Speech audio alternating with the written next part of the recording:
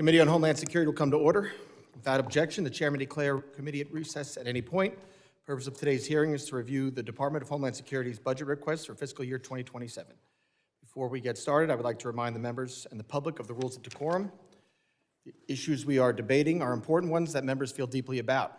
While vigorous disagreement is part of the legislative process, members are reminded that we must adhere to the established standards of decorum in debate.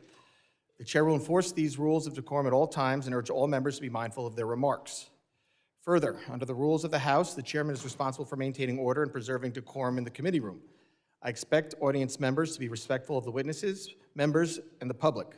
If members of the audience are persistently or overly disruptive, it is a violation of federal law and you will be subject to removal and arrest. I now recognize myself for an opening statement. Good morning. Thank you, Secretary Mullin and Deputy Secretary Edgar, for appearing before the committee today. Secretary Mullin, I'd first like to congratulate you on your confirmation. We appreciate you being here for your first hearing before the House since being sworn in. We look forward to building a strong working relationship as we continue our shared mission of keeping the American people safe. Today's hearing allows members to evaluate the Department of Homeland Security's proposed budget for fiscal year 2027. I encourage my colleagues to use this opportunity to ask insightful and productive questions that will help achieve our shared goals. DHS has a no-fail mission, protecting the American people and safeguarding our homeland. That's why it's so concerning the department has been forced to operate through 119 days of government shutdowns over the last year, especially at a time when the threats facing our country are becoming more complex and constantly evolving. The department was created in the wake of September 11th terrorist attacks with a clear mission: to protect the American people and safeguard our homeland. Nearly 25 years later, that mission remains as critical as ever. That's why Congress and DHS must work together to ensure the men and women responsible for keeping our country safe have the resources, support, and tools they need to meet the threats of today and tomorrow. As we approach two historic milestones for our nation, the 25th anniversary of September 11th and the 250th anniversary of American independence, DHS should be entering this period with certainty and stability. Instead, vital agencies within the department remain unfunded to this day. Repeated partisan shutdowns have weakened our national security posture and have delayed important work in preparation for hosting the World Cup and securing America 250 celebrations across the country in the coming weeks. While congressional Republicans continue working to fund the remainder of DHS, I appreciate that today we will focus on the department's plan for the coming year. Congress must get back to regular order through the annual appropriations process. Refusing to fund specific agencies causes instability that we cannot afford, and I would encourage my colleagues on the other side of the aisle to re-engage with those efforts going forward. The threat facing our country today are more complex and dynamic than ever before. From violent extremism to the growing use of artificial intelligence by our adversaries, the challenge of protecting our homeland continues to evolve. This committee has a responsibility to ensure DHS can keep pace with these threats and has the tools it needs to safeguard the American people. Over the last year, the committee has engaged regularly with the department and the private sector to identify areas where national security can be strengthened and where the process for doing so can be more efficient. To that end, the committee has focused on the advancement of U.S. cyber resilience in an increasingly sophisticated threat landscape, reauthorizing and expanding vital counter-UAS authorities for state and local enforcement ahead of upcoming major events, solidifying the border security successes of the Trump administration over the last 18 months, modernizing TSA screening technology and creating a more efficient, hassle-free traveler experience, reforming the DHS Office of Intelligence and Analysis to make sure threat intelligence is promptly shared with relevant entities, and exercising the committee's oversight function to hear directly from DHS components on their efforts to accomplish and implement these goals, and to understand where Congress can provide greater support to ensure successful outcomes. Delivering on these objectives is no small task, but I am encouraged by the progress we have made and will continue to make in the coming months. As Secretary Mullin knows well, the world will be watching this summer as we host the 2026 FIFA World Cup and celebrate America's 250th birthday. These events are unique opportunities to showcase the best of America. They will require unprecedented collaboration between leaders at the federal, state, and local levels to secure these events and keep the public safe. DHS plays a leading role in that effort. While it's impossible to know every challenge that lies ahead, what we know for sure is that DHS must have the support, resources, personnel, and authorities needed to carry out its mission. Today's hearing will serve as the first of what I can expect be many more discussions on how we can maintain positive momentum for the next fiscal year, and I appreciate Secretary Mullin and Deputy Secretary Edgar for joining us to discuss this budget request.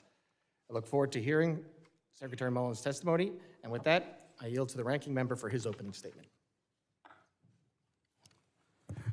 Thank you very much. Good morning, Mr. Chairman, and thank you for holding the committee's annual hearing on the Department of Homeland Security's budget. Secretary Mullin and Deputy Secretary Edgar, welcome to the Committee on Homeland Security. Today's hearing comes at a critical time for our country, with challenges at home and abroad creating or made worse by the Trump administration. President Trump campaigned on $2 a gallon gas, ending inflation and lowering the cost of living. Instead, he started a reckless war with Iran that has driven gas prices sky high and imposed tariffs that sent inflation soaring. Everything is more expensive. Americans are paying higher prices. Families are struggling to put food on the table and working harder than ever to make the rent and pay their bills. Now, Trump wants the same people who are barely getting by to pick up the tab for his billion-dollar White House ballroom, a ballroom he originally told us would be paid for by private donations. He also wants taxpayers to pay for a slush fund to make millionaires out of the rioters who attacked the Capitol and beat cops on January 6. The only people doing better in Trump's economy are his billionaire buddies who get sweetheart deals like the rest of the country is paying more at every turn. Just like the nation, the Department of Homeland Security is at a critical juncture. Nearly 25 years ago, DHS was created to protect our nation against 9/11 style attack. Since then, administrations of both parties have worked to strengthen the department for that critical mission while protecting our constitutional rights. That is, until President Trump took office. The Trump administration has weaponized DHS against the public and used it to line the pockets of the president's cronies. It has closed essential offices meant to keep us safe and protect our civil rights, and fired or forced out thousands of DHS employees with irreplaceable experience. He has politicized disaster aid, approving declarations for those communities he personally favors, and denying aid for those he does not. He has turned our country's immigration system into something out of a dystopian movie where federal agents shoot and kill Americans, peaceful protesters are gassed and beaten, and racism and xenophobia drives the policy. In short, the Trump administration has betrayed our democratic principles and undermined the security goals DHS was established for. Last year, when then Secretary Kristi Noem came before the committee, I called on her to resign unless the president removed her first. She ended up cutting and running before that hearing ended, leaving under false pretense before she answered members' questions. We all know how Secretary Noem's time at DHS turned out. I'm only sorry her departure took as long as it did, because the damage the Trump administration did to the department while she was secretary will take years to undo. Noem wasted millions of taxpayers' dollars on vanity projects and private jets and used her position to enrich herself and her friends. Her disastrous tenure was marked by more than just endless grifting and shameless self-promotion. The human cost was very real. Two Americans, Renee Good and Alex Preddy, were shot dead on her watch. A recent report by the Brookings Institution found that 147,000 U.S. citizen children were separated from a parent under Trump's mass deportation agenda, including tens of thousands of children under 6 years old. Unfortunately, Secretary Noem was the latest in a long line of failed secretaries of Homeland Security and others running DHS under President Trump. Kirstjen Nielsen, put kids in cages. Kevin McElhaney and Chad Wolf served unlawfully and carried out more of the same immoral, inhumane, and illegal policies. Kristi Noem and the other disgraced former secretaries may be gone, but the Trump administration's weaponization of the department has continued. I'm concerned that you are already following in your predecessor's footsteps, Secretary Mullin. Since you were sworn in just over 2 months ago, detainees at Delaney Hall Detention Facility have been living in squalid conditions and have been beaten and pepper sprayed by guards. Rather than addressing these problems and forcing the contractor that runs the facility to do its job, DHS responded by attacking protesters and defending inhumane conditions. Enough is enough. Delaney Hall should be closed. Delaney Hall is just the latest example of immigration and customs enforcement and customs border protection being out of control under Trump.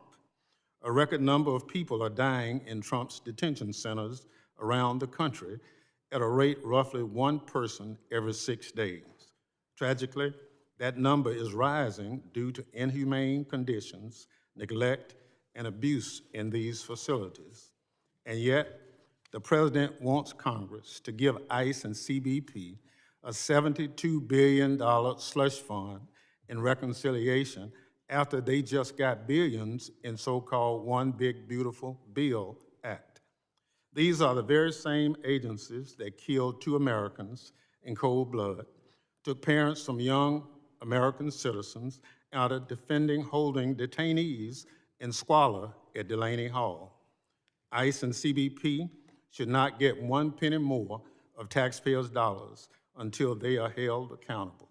And Mr. Chairman, while we are on the topic, why isn't this committee doing its job? The Senate is at an impasse, but that doesn't mean the House can't craft a bill that responsibly funds DHS while putting guardrails around its rogue agencies. Our hands are not tied. House Republican leadership is just too lazy or too scared. Don't tell me otherwise. Previously, when the Senate started the reconciliation process, the House still did its job and marked up its own bill before making compromises with the Senate product. There's no reason we cannot do the same this year. Beyond the reconciliation issue, Mr. Secretary, I'm also very concerned that you seem determined to crash the U.S. economy by pulling CBP processing from airports in so-called sanctuary cities. The travel industry has sounded the alarm about your plan, warning of unnecessary chaos throughout the nation's air transportation system and devastating consequences to airports, airlines, and the traveling public. Americans are suffering enough in Trump's economy. They quite literally cannot afford another harebrained Republican scheme. I know we will be discussing this issue further today, among several others. Mr. Secretary, as I said at the outset, we're glad you're here because we have many questions for you. We expect that, unlike your predecessor, that you will stay and answer them. Secretaries of Homeland Security under President Trump have set a very low bar. Some might even say so low, it might set in hell. I wish I was more encouraged by your early actions as Secretary that you'll clear that low bar, Secretary Mullin. The situation at DHS is critical, and the American people deserve better. As a principal oversight committee for the department, we will demand just that. Thank you, Mr. Chairman, and I yield back. Other members of the committee are reminded that opening statements may be submitted for the record. I'm pleased to have a highly distinguished panel of witnesses before us today. Pursuant to Committee Rule 8C, I ask that the witnesses please rise and raise their right hand.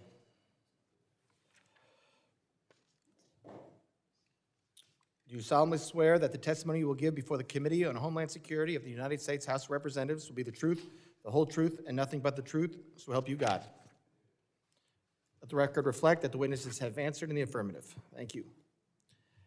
I would now like to formally introduce our witnesses. First is Mr. Markwayne Mullin. He is the Secretary of the Department of Homeland Security. Secretary Mullin previously represented the people of Oklahoma for 13 years in both the Senate and the House of Representatives. Second is Mr. Troy Edgar. He is the Deputy Secretary of Homeland Security. Previously, Deputy Secretary Edgar served as the department's Chief Financial Officer during President Trump's first term. Thank you both for being here today. I now recognize Secretary Mullin for 5 minutes to summarize his opening statement. Thank you, Mr. Chairman, and thank you for this opportunity to be in front of you. I sometimes wish that the members had to get sworn in too, so what they said would be true and factual as well, because what the ranking member just said about in his opening statement, I feel like I have to address because I'm just not sure I'll have the opportunity to do that. So first of all, I do thank you, Chairman, for allowing me to be here today. Ranking member, thank you, and thank you for allowing the Undersecretary Troy Edgar to be here with me. I do have an opening statement. I'll send it for the record, but too often when we see opening statements, it's about making a statement. And you know, the false statements that were made, I feel like I just have to address. I mean, when you start talking about the reckless war in Iran, what's reckless is a nuclear Iran. For 49 years, they've been threatening to death to America. For 49 years, they've been attacking America, and for 49 years, not one single president was willing to stand up until President Trump. And thank God he did, because we know their behavior. We know what they would do with their nuclear weapon. They would completely destabilize the world, completely destabilize that region. And finally, President Trump is a president that's willing to do something about it. Every single president, since Jimmy Carter, has looked at Iran understanding they were a threat. Every single president since Jimmy Carter has had a plan to deal with Iran, and not one of them acted on it, but President Trump did. You start talking about peaceful protesters and racism. The racism's a reckless term that is thrown around way too often. It's just, it's thrown around like it is true, and yet you can't point to something that is actually racism. It's just a term when you lack the words to actually describe your hatred towards President Trump, so you just use racism. And what's bad is you feed in to what's causing our ICE agents that's simply enforcing the law that Congress passed. They're not going outside the law, they're enforcing the law that Congress passed. We don't pick and choose which law we decide to enforce, we enforce the law. And because they're doing so, it's racism, but yet their death threats are up by 8,000%, vehicular damage is up 3,300%, assaults up 1,300%. And what's that do from peaceful protest? I have nothing wrong. I have no problem with people peacefully protesting. I believe in our First Amendment, peacefully. Delaney Hall, I've had officers bit, hit, scratched. We had one get threatened that they were going to kill him and his family. That's peaceful. Damaging vehicles and property, that's peaceful. It's interesting when the governor finally put state police there, how often you guys quit saying that it was being agitated by ICE, but yet the same behavior was happening with the state police until they pushed them back far enough where they're out of camera shot, and all of a sudden the left media quit covering it. That didn't look like peaceful protest to me. I'm okay with protest in a peaceful manner. You're talking about Trump's reckless behavior. What's reckless is shutting down CBP and ICE. CBP, Customs and Border Protection. You want open borders? Because Ranking Thompson, I'm pretty sure you already said you're willing to shut them down again September 30th, even if we reopen them. That's law enforcement. Just say, I want to defund police, I want open borders, and I want illegals running wild in our streets. Because ICE every day is taking the worst of the worst off the streets. They're taking those that enter this country illegally off the streets, which is exactly what they were designed to do. And CBP is protecting our ports, our port of entries, and our borders. And yet we want to target them and defund them? That's reckless. You're talking about President Trump's ill behavior towards children? Yet we have found over 120,000 kids that were missing underneath the Trump administration when they lost touch of 340,000, which we fear most are now in trafficking rings. I didn't hear anybody complaining about that. What we've done under the Trump administration is we went and rescued these kids. What is inhumane about that? Nothing. He's doing the job that Biden administration turned a blind eye to. That shouldn't ever take place. If anything we can agree on, our kids should be watched over. Now, I do look forward to answering all the rest of the questions because I'm running out of time and I won't have time to go through all the ridiculous accusations you made towards the Trump administration. But I do feel a privilege sitting here in front of you. I feel a privilege of being Secretary of our Homeland and watching over the 275,000 employees that every day protect my yard and your yard, regardless if it's blue or red. We're here to protect the homeland, and that's all we want to do. Thank you so much. Thank you, Secretary Mullin. Members will be recognized by order of seniority for their 5 minutes of questions. As I've done in the past, I will be strictly enforcing the 5-minute rule. When that clock runs out, so does your time to keep talking. I now recognize myself for 5 minutes of questions. Secretary Mullin, FEMA's fiscal year 2025 preparedness grant cycle under the predecessor was impacted by delays in the release of notice of funding opportunities, which left applicants with a condensed timeline to apply for these awards. Furthermore, last-minute changes to the allocations of funding for the Homeland Security grant programs resulted in litigation that held up funds well beyond the end of the fiscal year.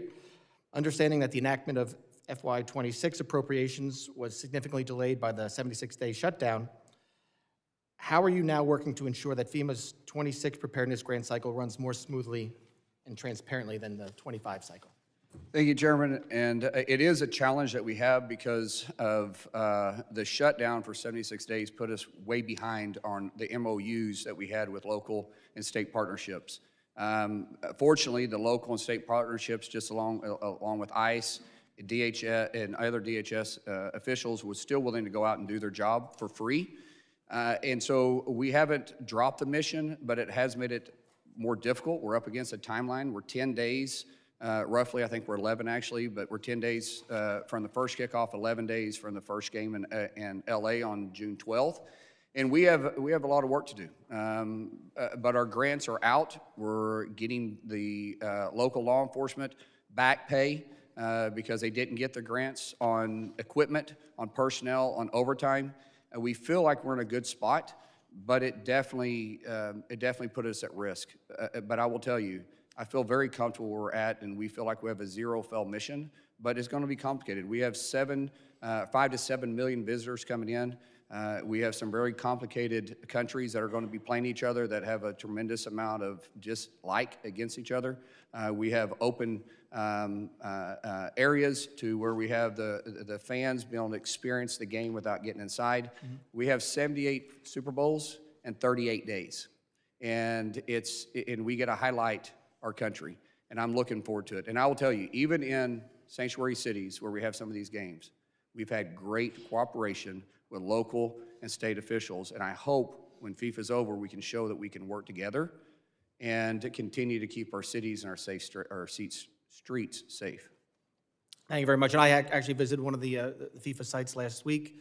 They did talk about the partnership and the money that's coming in. It will be helpful both for protecting those sites as well as the Fan Fest.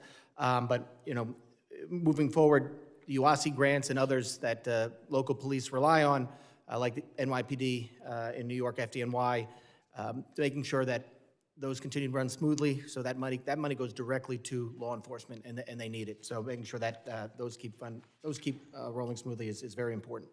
I want to move over to CISA. Over the last 18 months, it has seen a significant reduction in its total headcount, including through a combination of voluntary departures, reductions in force, and reassignments of cybersecurity personnel. One of my top priorities since being on this committee is ensuring that CISA can effectively execute on its core mission to protect federal civilian networks and our nation's critical infrastructure, especially as our cyber adversaries are increasingly utilizing tools like AI to enhance their capabilities. I'm concerned that some of the proposals in the budget request, including cuts to CISA's personnel and cybersecurity education programs, which help sustain a pipeline of skilled cybersecurity professionals in the U.S., could negatively affect those efforts. As Secretary, can you talk about your vision for CISA and how this budget would support the agency's critical functions during a time of rapid development and emerging AI threats? And Deputy Secretary Agra, if whoever wants to jump in on that, that's fine. So CISA technically has the ability to hire up to 3,400 people, and we have very broad authorities. During the shutdown, our fourth shutdown of the year, we had to readjust the way we're looking at CISA and better lean on public partnerships. We have a very unique authority that we take care of from international cyber all the way down to local, small businesses, large businesses, municipalities, and states. But we also take care of the communications at every major sporting event as well, including FIFA. When we looked at that, we think, do we really need 3,400 individuals? Well, we're down to 22. We probably need somewhere around 28 if we can actually have the partnerships we need with states and be able to use the grants, the monies that's saved with CISA to be able to invest with local and state municipalities. And I think we can. We're not going to fail on the mission that we have in front of us. And cyber attacks are only getting stronger. Yeah. And they're attacking our private partnership the most. Thank you, Mr. Secretary. My time has expired. I appreciate that. And I now recognize the gentleman from Mississippi, the ranking member, Mr. Thompson, for 5 minutes of questions. Thank you, Mr. Secretary, Mr. Chairman. Mr. Secretary, while Americans struggle to pay for gas and groceries, President Trump and his allies are constantly enriching themselves off taxpayer-funded contracts. Under then Secretary Kristi Noem, DHS authorized contracts totaling billions of dollars for luxury jets, self-promotional ads featuring horses, recruiting campaigns seeking white nationalists, vehicles wrapped in ICE logo that currently sit idle, massive industrial warehouses to detain human beings. As all of those contracts went to companies with ties to former Secretary Kristi Noem's, her special government employee, Corey Lewandowski, President Trump, and Republican donors. In March, the White House confirmed that companies complained that Corey Lewandowski tried to shake them down in return for DHS contracts, just like Tom Homan and his restaurant takeout bag of cash. Secretary Mullin, have you canceled or modified any of the corrupt DHS contracts signed by Secretary Noem? Ranking Member Thompson, I wish we could just ask questions without you injecting your personal opinions and things. I'm not here to talk about Corey and Kristi, first of all. We do have some IG investigations. I'm not sure what they're about. They haven't shared with me, but we do have some stuff going on. But they were happening before I got there. But when you start saying campaigns by hiring white nationalists, that's racism. You have no proof on that. That's just your words that you want to throw out. And racism is very dangerous. And we should all know that. We should all respect that. But that's dangerous language that you use there. Reclaiming my time. There's no question about the contracts. We know warehouses have been bought for 2-3 times their appraised value. It's in the public record. There are a lot of other things. A $200 million public ad featuring horses, the secretary riding horses. That's grifting. That's wasting money that could go on the core mission of the agency. But obviously, you don't see any problem with that. No, that's not true. We are looking at the contracts that weren't already signed, and we did go through and cancel most of those. Well, that's the question that I asked. But I was talking specifically about your dangerous language of saying white nationalists. Well, that's a dangerous language, and you should the apologize for that. Itself. So now, will you provide the committee with the contracts that you have had canceled since you've been secretary? Yeah, go ahead and answer that. Yeah, we're doing a couple things right now. The first thing the Secretary and I did when we came back into the organization is we met with the IG, and we went through and had discussions of any of the open contracts that are out there. So at this point, like I said, you know, what we're here to focus on is FY27, not the past. So I'm hoping that we'll be able to get to this question. You're reclaiming my time. If you know something is done wrong, then I think you are obligated to stop it. I absolutely think so too, but I think you have to follow the process. The IG is the person that No, will go not through the IG. evaluation of that. The IG is based on a complaint. A number of complaints have come directly to the agency. We have, on the contracts, we stopped the contracts moving forward on some of the stuff that wasn't already signed. Some of the contracts were already there, they're there, unless the IG takes a look at them and says that they were falsely signed So or under what- false circumstances, I can't cancel it unless it's under penalty. So what contracts can you share with the committee that have been stopped because of some irregularity? You mean the ones that we didn't sign? That's right. Yeah, we can give you those. That's easy. We give us some time to respond to that, and we'll get to you, and we'll do it in a timely manner too. All right. There's been some comment about punishing sanctuary cities relative to withdrawing CBP agents and other things. Have you reconsidered those comments you made based on the It wasn't rollback? punishing sanctuary cities. It was sanctuary cities refusing to allow local and state enforcement officers to respond when we called. What we, and their response was, we don't have the resources. Well, if they don't have the resources and we have to pull the resources someplace, I'm not going to pull them from other regions. I have 80,000 law enforcement agencies through reclaim my DHS, time. and through DHS, I can pull them out of Customs and Border Protection. That's out of the airport. And unfortunately, until they get the resources at the state level, I don't have a problem, or I don't have any other option but protect my employees at these federal facilities that the state. So and the local governments are cities using. that you have said you would withdraw from, you're not going to do it now? No, I did not say that. I said as long as they're willing to cooperate with us. When they say they can't respond, local and state officials, because they don't have the resources, then I have to get the resources from someplace. And I pull my officers as a whole through DHS. And if that means I got to pull them out of Customs and Border Protection from processing international flights, I will. As they're cooperating with us, then I don't have to do that. Thank you very much, Mr. Secretary. Thank you, Mr. Ranking Member. And Secretary, I let you finish that because I imagine that would come up again. So I think getting the answer on the record now is great. But again, I want to limit everybody to 5 minutes or we'll be here all day. I now recognize the other gentleman from Mississippi, Mr. Guest, for 5 minutes of questions. Thank you, Mr. Chairman. Secretary Mullin, thank you for being here. Thank you for your leadership. You came into the agency at a very critical time for DHS. 76-day government shutdown, the longest shutdown of DHS in the agency's history. We still have components of the agency that are not funded.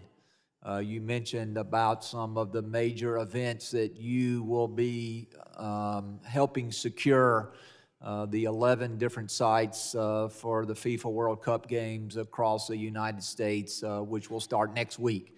America 250, the preparation for the Olympics in 2028. And so I personally want to thank you and your team for your service.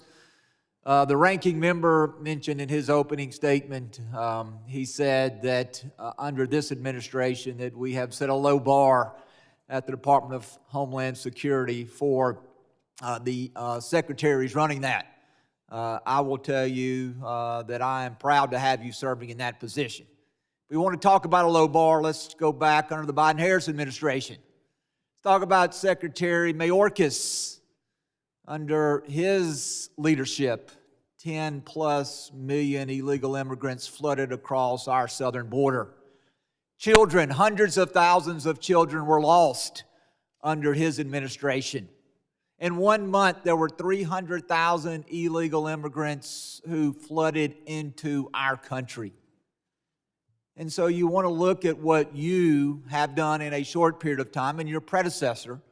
I want to thank you for that. I want to thank you for the fact that you have changed the direction of that agency. And I want to thank you for standing up for the men and women, the law enforcement, the first responders who serve under you. Now, Mr. Secretary, you again inherited a difficult situation. And I want to ask you, as it relates to that, talk to us a little bit about the impact that the Democrat shutdown has had on your ability to protect the homeland, and also talk a little bit about the impact that it has had on the men and women who serve under your leadership, the impact it's had on morale, on retention, on hiring of additional agents to backfill positions that are currently vacant. So would you please share with the committee some of the challenges that you are facing with these critical events ahead and the fact that you are still not fully funded, and we are asking you to do more with less? Thank you so much for that question, Congressman. It's been very difficult. When I walked into the building, we'd been shut down for the 4th time, and I had a tremendous amount of employees that had the spirit of, hey, we'll work for free because we have the greatest mission in the world, and that's protect the homeland. The problem is not everybody has that mindset. Some people also have to have the ability to get to and from work. So often the left want to talk about the ones that are underpaid, but yet they refuse to pay the people that are actually showing up and protecting their backyard, their states, and our country. And it's hard. We lost just under 8% of our total our total workforce through those 4 shutdowns.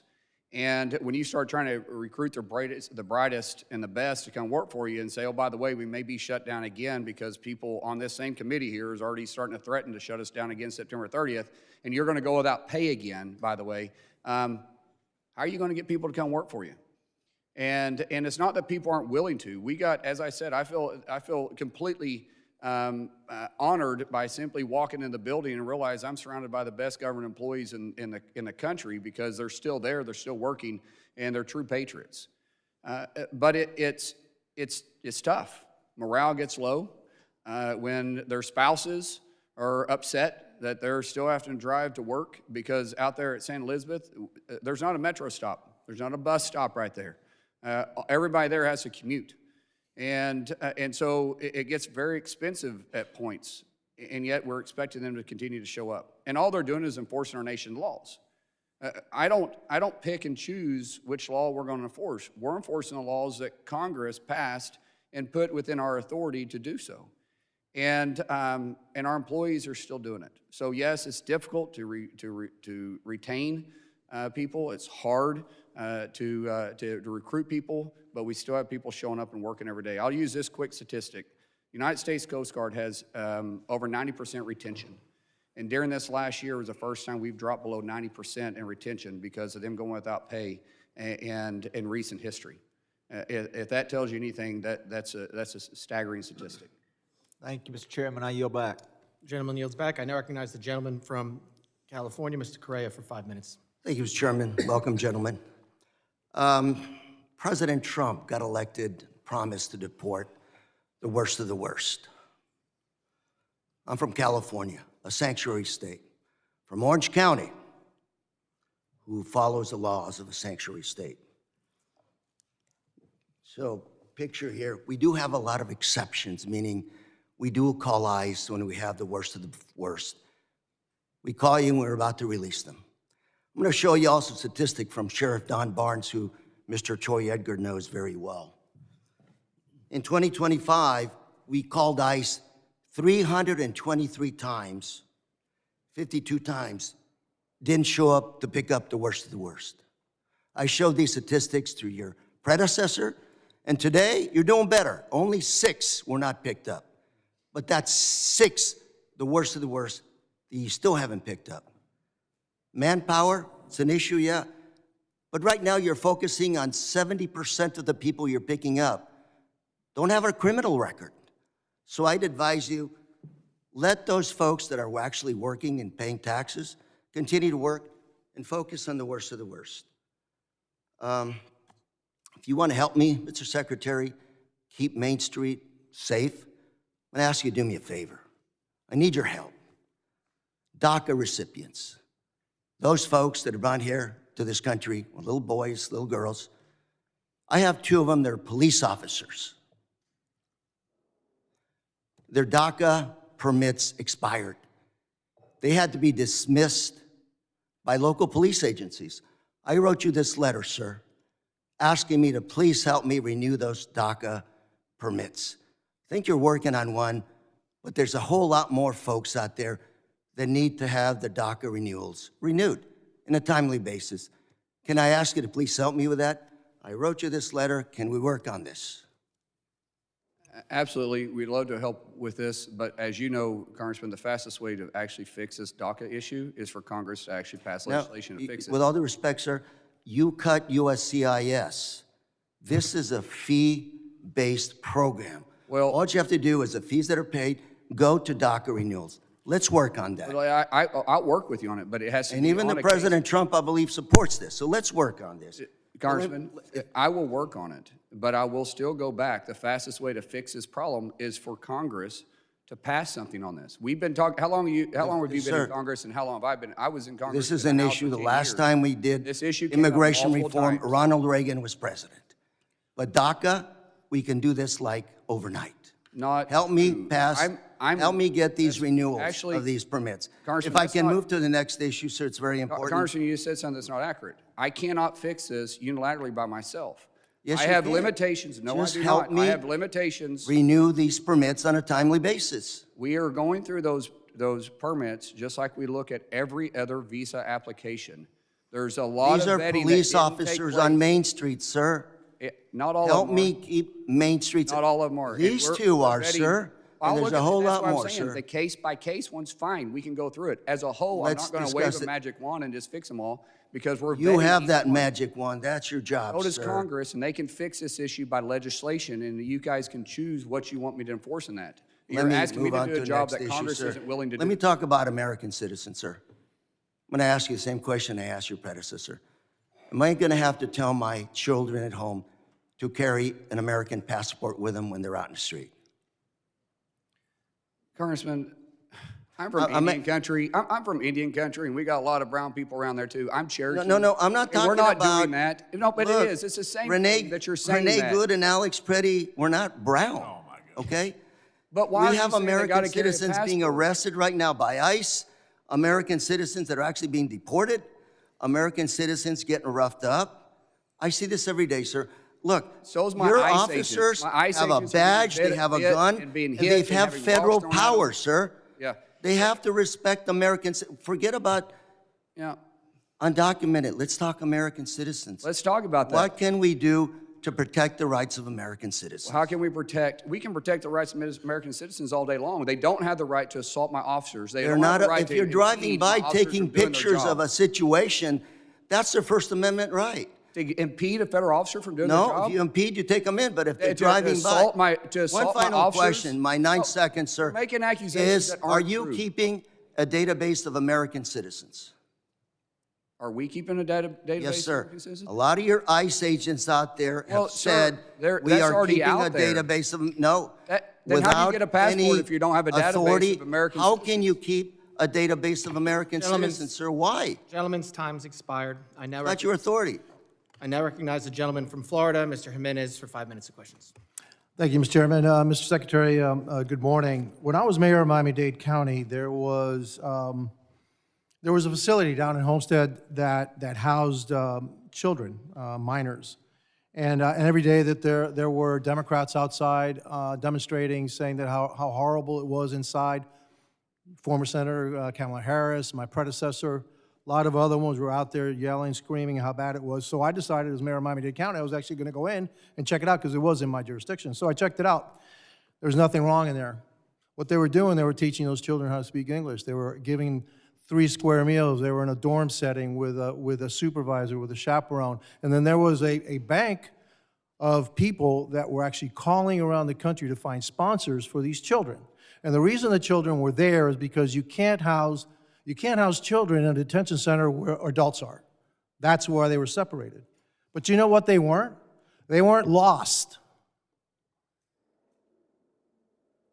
You said we had 340,000 lost children under the Biden administration? That is correct. That's a rough number because that's the best we can identify for sure, but that number we expect could go much higher.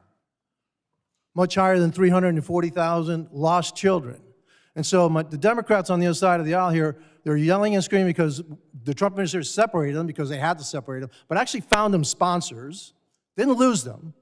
And yet, the Biden administration under Mayorkas lost over 340,000 children. Let me clarify this too. We do not separate families. If families want to stay together, we have a detention center in Texas where we put family units. The only time that happens is when we ask the parent if they want the child to be deported with them or not. Some parents choose not to because they want their children to stay in the U.S. And then we have to Fair find enough. sponsors. But the difference was, when they were separated, we found sponsors. That's right. the Biden administration just lost them. And a lot of them are probably being sex trafficked, or they're being used for slave labor, et cetera. Would you agree with that? I would, unfortunately, we had that suspicion because the ones we have found, they were actually where they said the person who picked them up at the border was. We had to track them. The ones we can't find, there's a reason why they're off the grid. And it's very, very concerning. HSI is spending a tremendous amount of resource, and ICE is spending a lot of resource on trying to locate these kids because it's vitally important. And they should never have been released the way they were on the border when they showed up like that. It's shameful and disgraceful. It is shameful. It's disgraceful. It's one of the worst things I've ever heard of, how we, the American government, can do that to children coming in and allow them to be abused. Now, my next question is this. Who finds them? What agency of yours finds them, or is trying to find them? HSI and ICE is trying to find them, and ICE, the agency that my Democrats don't want to fund. Is that the one? yeah, that's been defunded for quite some time, yes. The ones that are trying to find the children. It's ICE. Yes. Okay. Well, how much more money do you need so that we can actually focus on the still hundreds of thousands of children that are missing? Right. Is this part of this budget, or do you need additional funds for that? Well, we did have it in the budget. Unfortunately, it got stripped out, and the budget that was put forth that Congress originally passed in the House and then decided to flip their vote and vote against it, it made it difficult. So what we want to do is have continuous funding, which is why Reconciliation 2.0 is vitally important, because every time we have a lack in funding, we have a lack of investigations going forward because we're limited to what we can do. Will the reconciliation give you the money, the reconciliation package being looked at the Senate, will it give you the money to go find those children? It'll give us 3 years of continuous funding, which allows continuity between local and state officials. Keep in mind, we don't do all the research. We actually partner and give tools for IPO addresses that help find these sex trafficking rings. And we break them up every single day, but every time we have a lapse of funding, we have to relax those contracts. And most states, and especially small municipalities, do not have the resources to continue. And typically we have agents that are actually assigned to those agencies that work side by side, and we have to recall them. And that's what disrupts the continuing. Mr. Secretary, this should be one of your top, if not your top priority, to find those children and get them away from the situation that they're at. It is one of the hardest missions we have, yet the most gratifying when we rescue these children out. And we're seeing a tremendous amount of kids coming in from this country that are being trafficked. One final point, I will agree with my colleague from California. I think you need to use your discretion a little bit more as to who is being deported, who's being arrested, et cetera. Let's go after the worst of the worst. To have six of the worst not being picked up, that needs to be rectified. So, real quick on that, we have Secretary. 48 hours. Yeah, but just to respond to that, we have 48 hours from the time they're in custody to the time to pick them up. And time they're in custody, not the time we get called. And if they call us, let's say 6 hours, and they've had the individual with 42 hours, and we have 6 hours to respond, it's difficult. If we can get anywhere in 48 hours, but once they're arrested and we don't get informed until the day after or right before the clock expires, it's hard for us to do that. And there's no excuse for it, but we just don't have the resources to get there like we need to. Fair enough. Yield back. I recognize the gentleman from Michigan, Mr. Tanadar. 5 minutes ago. Thank you, Chairman, and thank you, Ranking Member, for having this hearing today. And thank you, Secretary Mullin, for your testimony. Secretary Mullin, for the past year and a half, the American people suffered under disastrous leadership of your predecessor, Cristino. Cities across the country faced an unprecedented onslaught of immigration raids targeting civilians based on color of skin or language they spoke. Grants for communities that faced environmental disasters often went unfunded or were paused indefinitely. Political donors received numerous DHS contracts worth millions, and decisions made by the highest courts in our land to put a leash on your department were often blatantly ignored. Secretary Mullin, it's a yes or no question. Are you making concerted efforts to fast-track the backlog of FEMA grants that needs to be awarded to communities that have suffered while hearing nothing from the federal government? We made that a priority as soon as we walked in the door. The deputy and myself went to work from day one, and you immediately started seeing grants start flowing again. The biggest thing we had to do was to raise that threshold from where my predecessor had it at 100,000. We raised it significantly higher than that, so we could empower those that we have in those positions to make those decisions.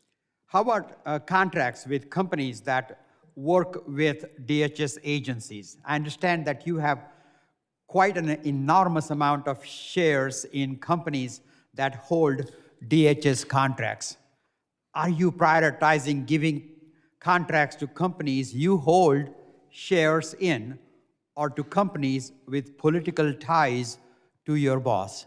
That's not accurate. I had to sell every bit of stock I had before I was confirmed. So I have no stock. Secretary Mullin, I'm very concerned that your department is promoting white nationalist, anti-immigrant sentiments on official social media accounts. One post quotes a song embraced by neo-Nazis, and state law enforcement agencies have raised concerns that your post will motivate white supremacist violence. When will you stop DHS from using its social media accounts to spread bigoted and racist words and imagery promoting great replacement theory? It's interesting how you make those claims and give no facts, but yet your party's the one that's supporting the guy that's got a Nazi tattoo. I on his have the chest facts. and I have the vein. facts, sir. No, there is no facts. You throw out nationalism, Nazism, and that's exactly what causes the hatred and the violence that happens to our officers every single day.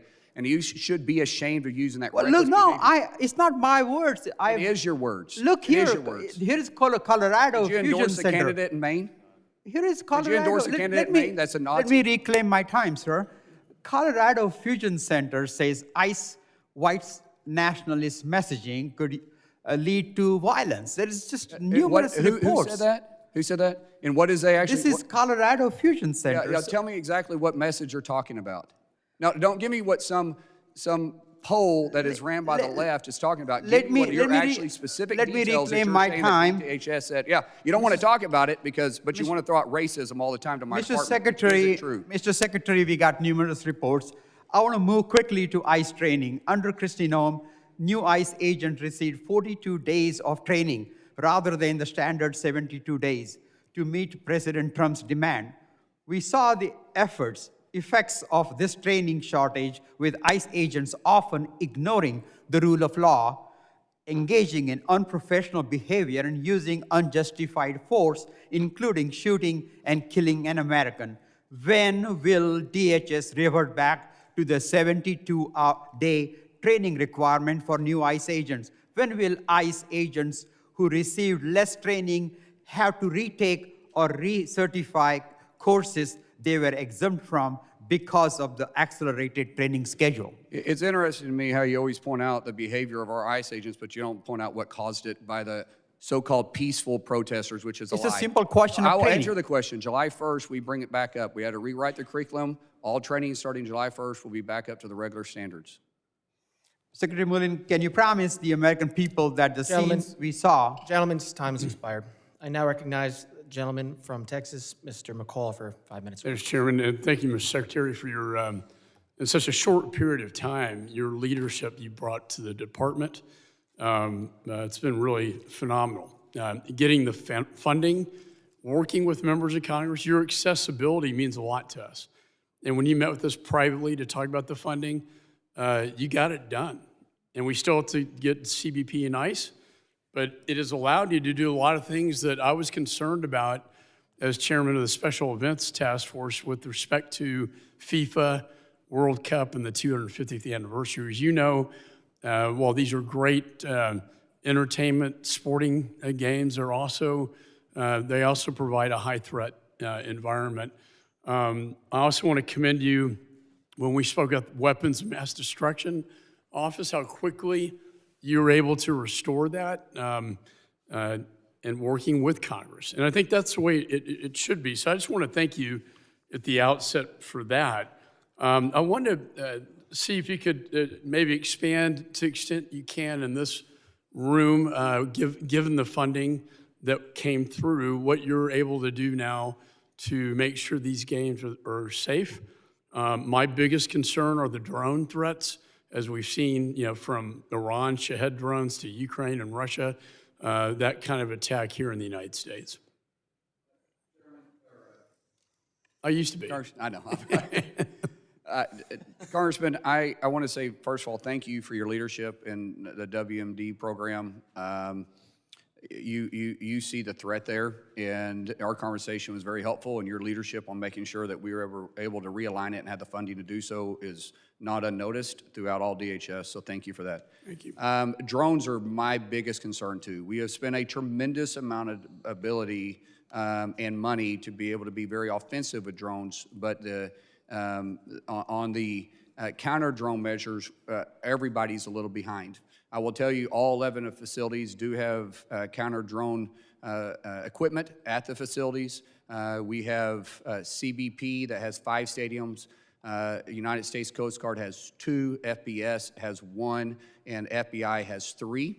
So we're well prepared for it. And we learned a couple of things lately too. At the F1 in Miami, we had 8 drones that entered the space that shouldn't be there. We were able to bring them down and find out where they came from and find the individuals or arrest them in some occasions.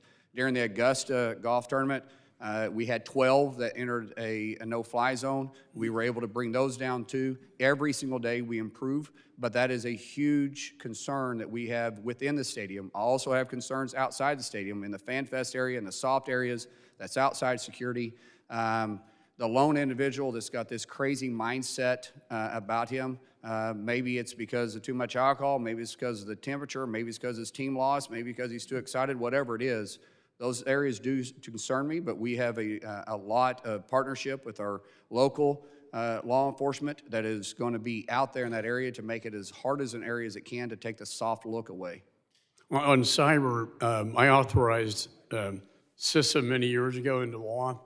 The idea was to make it the civilian interface to the government, so the private sector to the federal government.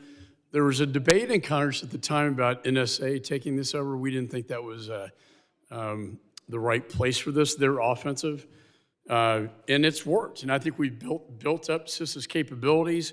I'm a little concerned. I just want to raise the issue. I know in the latest executive order on AI that the president is putting the Treasury Department in the spearhead role as the clearinghouse for that effort. And while I understand, FinCEN and the financial sector being threatened by a lot of cyber models out there, I just want to reiterate the intent of Congress was for DHS to be the point person, the point agency on this. So CISA interacts with just about every other agency out there. And when we started looking at the biggest threats that AI is used for, it is through financial gain. But there isn't a single agency that DHS doesn't have counter operations with. So why Treasury and Scott Bessett and I talk all the time, he is very capable. We are very comfortable with what's happening there with them leading in this area because we're partnering with CISA and our tools with the unique authority we have, and then he has separate authority. So we're because of the coordination, I think we're better prepared than just leaving it within DHS. Excellent. Thanks for that answer. Gentleman yields back. I now recognize the gentleman from Rhode Island, Mr. Magaziner, for 5 minutes of questions. Thank you, Chairman and Secretary. We understand that laws need to be enforced, but your department has a lot of discretion in how you enforce those laws. When raids or apprehensions are carried out at schools and parents are forcefully separated from their children as other children look on, it terrorizes those kids. When raids are carried out at hospitals, people's lives could be put in danger. When they're carried out in courthouses, people may be afraid to show up and offer testimony that could be needed to put bad guys behind bars. But under the Trump administration, there have been numerous examples of raids and apprehensions being carried out in these types of sensitive locations: churches, hospitals, schools, courthouses. Now, I recognize that most of this occurred under your predecessor before your watch when you stepped into the role. So now that you're in charge, will you direct the people under you to avoid operations in those kinds of sensitive locations? First of all, Congressman, I want to thank you for coming out to St. Elizabeth and visiting me. There's not too many members that make that drive, but I hope you got to see a dedicated workforce when you walked in that building and the professionalism that we do every single day on keeping the homeland safe. So when we start talking about sensitive areas, we're not actively patrolling or enforcing in sensitive areas. However, we do serve warrants in those areas, and these are going after the worst of the worst. When we go in there and we're serving the warrants at a hospital, or in fact, I don't think we've ever done it at a church. The only thing that's happened at church is the protester by Don Lemon. But when we start looking at actually what's happening in these sensitive areas, we're pulling it out. Now, courts, I will say in courts, when we go pick the individuals up, we're not raiding the courts. We're picking them up on final orders, meaning that they've already went through all the court systems. Can I just ask for some clarification on this? So are you saying it's your policy, and again, I'm talking about your tenure, not your predecessor. It's your policy that there won't be operations, apprehensions in these types of sensitive locations unless you're serving a warrant? Unless it's a felony warrant. And has this been made clear to everyone working under you? Like, is there, Yes. will you put out, have you, or will you put out some sort of a written We have made that bulletin? we've made that very clear. Tom Holman and I have talked about this. Listen, if people are avoiding us in those areas, we got to go get them. But we're not doing full-scale immigration operations. So just to reclaim my time, there have been examples of this occurring still. On April 9th, several men were detained at a courthouse in Rancho Cucamonga, California. There was another incident in New York City on May 19th. And as far as we're aware, none of these individuals have been charged with any crimes. There was not a removal order. And so I just want to make sure that what you're saying is filtering down to the people under you. Will you put out some sort of a written bulletin or something to codify this? We have it out Everybody's there. clear. Yeah, and Congressman, in both those cases, we looked into. Both those cases, there was people that were arrested that didn't have final orders, but there was a person that was with them in both cases that did have final orders. So when we go into a house, for instance, we're serving a judicial warrant, and we go after the person that's there, we check everybody else's immigration policy too. I appreciate that. My question is, again, so that everyone working under you is clear on the policy, will you put out some kind of a written directive or something just to clarify it? We'll look into that. I think it's already Thank out. But I'd like to move to another topic now. So the administration deployed thousands of Border Patrol and ICE officers into American cities, including Minneapolis, Chicago, and Los Angeles. In the chaos that followed, 2 American citizens were killed. Countless other people were seriously injured. Now, I recognize, again, this all happened before your tenure, or much of it happened before your tenure. I asked for the data of how many DHS officers have been disciplined for improper use of force in recent years. And I'll give you credit, because while your predecessor did not respond to my request for information, your office has begun to provide some. But the data is concerning. This is CBP. At the same time that ICE and Border Patrol were engaging in all of these violent conflicts in American cities last year, the number of Border Patrol officers disciplined for improper use of force actually went down dramatically. And in fact, that number 2 there is inflated because one of them was disciplined for failing to bring his firearm to work. The other was a workers' compensation issue, which I assume was misclassified. So can you explain this, and can you explain what you are going to do to ensure that those who do step over the line, those who do act inappropriately, will be held accountable, because this accountability did not exist under your predecessor? We hold everybody at the highest standard, and if you fail to meet that standard, we will hold you accountable. I'm glad to hear you say that, including because that was not the case under your predecessor. And I think a part of your charge, part of the reason you're sitting here, by the way, is because your predecessor lost the trust of the American people.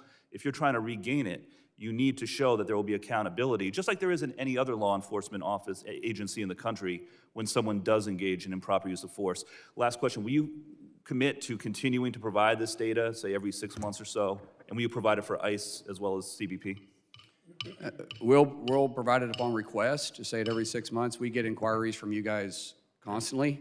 Okay. And it is We're still overwhelming. waiting on the ICE data. Will you provide the ICE data? As we get requests on it, we'll try to get to it as fast as possible to you. Gentlemen, thank you very much. Gentleman's time is expired. I now recognize the gentleman from Texas, Mr. Pfluger, for 5 minutes of questions. Thank you, Mr. Chairman. Secretary, thanks for your leadership. Thanks for coming in with an attitude of establishing the rule of law and not picking and choosing. And if there's one thing I disagreed with on your opening statement, you have had secretaries that picked and choose. Not you, but Secretary Mayorkas picked and choose which laws he would enforce. And as a result, we had an impeachment that started in this this very committee room. I spoke to some of your agents, incredible people, over the weekend, and I asked them a couple of questions. I said, give me an idea of what's happening in New Jersey, the sickening threats that we are seeing. Give me an idea of what that means to your officers and your agents. The entire country saw a person threaten one of your agents and said, I will effing kill you and I will effing kill your family. That is absolutely disgusting. There is zero room or tolerance in this country for something like that. Your agents recommended that we work on enhancing the penalties for doxing, for intimidating, for threatening federal agents, including Customs and Border Protection agents. That's exactly what I'm going to do. And I want to ask my Democrat colleagues right here in this committee room right now, who wants to join me in legislation to enhance federal penalties for doxing, intimidating, or threatening federal agents? Who wants to join me? Will you include federal judges? No, Because I'll join you if you include federal judges. So, Mr. Goldman, Mr. Correa. And if you include elected officials, because all of us have gotten Gentlemen, our the families gentleman will threatened as well. The gentleman will I'm suspend. happy to join you on that. Gentleman will suspend. This is your time. Questions are directed at the secretary. Please continue. Thank you, Mr. Chairman. Mr. Secretary, we're going to work in a bipartisan manner to protect your agents. And you just heard it from my colleague, Mr. Goldman, and you heard it from my colleague, Mr. Correa. We're going to work in a bipartisan manner to protect your agents, to make sure that that never happens again, and those penalties are enhanced as much as humanly possible. Yeah, I think it should be that way too, because we have your colleagues from the other side of the aisle a lot of times talk about the mask and why they're masked men, but it's the doxing that takes place. This officer that was threatened didn't have a mask on, but he does have a family. And what's interesting is they knew his family because they're very sophisticated. These aren't just peaceful rioters or peaceful protesters out there. They're well-funded and they have technology, and we see it immediately. When we have officers that are out there that don't have a mask on, they get doxed and their family starts getting attacked on social media. They start getting attacked at their schools. They start getting verbally attacked. They start getting verbally attacked at their schools and at their homes. And so it should be, if we want to eliminate the officers from having to wear a mask, then increase the penalties, and we should all agree with, if they dox them, they threaten them in any way whatsoever, it should be a very stiff penalty to get all their attention, and then those that are funding the protest should also be held accountable the same way. We're going to work on that. You have my commitment. Now we have a bipartisan agreement to do that. Let me ask you the same exact question that I asked Secretary Mayorkas when he was sitting here. And I said to him, are there people who match the terror watch list that have been let into the United States? And if so, is the Department of Homeland Security trying to do something about it, to extract them, to find them, to prosecute them, to get them out of our country, to keep our country safe? So I'll ask you that question. Every single week, we're arresting terrorists either coming across our border or that's already in this country. What's interesting to us is one of the ways we're able to find these terrorists that's on the terrorist watch list that was let in under probation with our previous administration is when they're coming back flying from this terrorist country that they came from to begin with. What they'll do is they leave the United States, they go into Canada, they fly out of Canada, and then because of the relationship we have with them, we'll recognize when they come in and land, they'll either arrest them or we'll track them until they cross the border and we'll arrest them at the border. But every single week, we're arresting terrorists that are entering into this country, and we've seen a dangerous tick up in Iran right now. It only took a change of our administration to get the correct answer on that, and I thank you for that. Because President Trump every single day is focusing on making America safe and great again. I appreciate that, Secretary, and I believe you, and we know that you're doing everything you possibly can, and your agents are as well. Last question for you. It's been talked about with CISA, and just want to kind of get an understanding to make sure that CISA is it is definitely the central authority when it comes to the coordination, whether it's Treasury or anybody else, because there were some concerning things that we heard. Last 15 seconds to you. So we coordinate with Treasury, but we coordinate with all the agencies along the way. And CISA, as I said, has very unique authority. It hasn't completely been utilized. We're going to restore that. We're putting the right people in place. We've got a person soon to be nominated that'll be running CISA that has the ability to recruit and focus on the authorities we have. We want CISA to be the leader in cybersecurity. They should be, and they will be. Thank you, Secretary. Thank you very much. I now recognize the gentleman from New York, Mr. Goldman, for 5 minutes of questions. Thank you, Mr. Chairman. Secretary Mullin, how do you determine when a court order is political or not? Well, typically when it's overturned by a higher court. So in the interim period, when it's on appeal, do you follow that court order? Sir, we enforce the law every single day. We don't pick and that's not my choose which question. law we enforce. We simply. I'm not talking about the law. I'm talking about a court order. But it is a law. So we're enforcing the law every single day. Okay, And because that's what we do. yesterday, the thing that concerned me is that you would not certify to Senator Murphy that you will follow the court orders. What I said is even the exact if same you answer I gave you right disagree. now. Sorry? I gave him the exact same answer I gave you. We'll enforce the nation's laws. That we don't pick and choose which law we enforce the nation's laws. But it is So then sad why is it sometimes relevant whether it's political or not? because we see lower benches and even upper benches that make decisions based on political reasons, not just But sport. so who makes that decision? You say we see it. Well, Who we decides see that it it's all the political? time. Tell me it hasn't happened. You guys I'm complained about it asking. when I'm the asking. Biden administration was in office. and I didn't complained say when Trump that. was in You said it. You said you see I'm it all the saying time. we enforce Do you the law. decide that? Congressman, I said we're going to enforce the law. We don't pick and choose which law. We enforce the nation's laws. Full stop. So you will follow court orders. Is that Said we'll enforce the nation's laws. now? You are aware, I'm sure, of a case in New York related to the arrests at immigration courthouses. In March, the U.S. Attorney for the Southern District of New York wrote an extraordinary letter to a judge accusing an ICE lawyer of concealing a memo from both the U.S. Attorney's Office and the judge. And that memo specifically undermined the policy that ICE was using to arrest immigrants at immigration courthouses. You're familiar with that? I'm actually not. You're not, okay. Well, that is what happened. It's a little disappointing to me that you're not familiar with that. I don't know the number of cases we have that could we get sued. Well, on this is every the day. question, though. I worked in the Department of Justice for 10 years. I've never seen a letter like that where a representation by a government agency to a court that another government agency actively concealed a memo that ultimately changed the decision. Has there been any disciplinary action taken on that ICE agency lawyer? I'm not familiar with the case. I already said that. Well, that's disappointing to me because We get hundreds. I've never. We get you get hundreds of hundreds, these but all I the time. trust you. You do not get letters like this to courts from the U.S. Attorney's Office accusing their own government colleague in a different agency of concealing a memo. And now the problem is, I would have to see it before I take your full. that's fine. You can. Unfortunately, a You lot of should stuff gets also taken out look. of You should context. also look at the judge's order, where he then prohibited any arrests at immigration courthouses at the 3 federal buildings in New York City. Are you aware of I that don't believe order? he has the authority to do that. Because when they're on final order, we You have don't the- think we he have has the right to pick it authority up. to do that? When they're on final order, we pick them up after the court case. That's law. So where are we supposed to arrest them if they're on final order and it gets denied? Sir, they're not going for a final order of removal. No, They are that's a going blanket for their statement that asylum you just said. case. You just said a blanket statement. You didn't give preference to it. I said if it's a final order. You said they're not supposed to arrest any.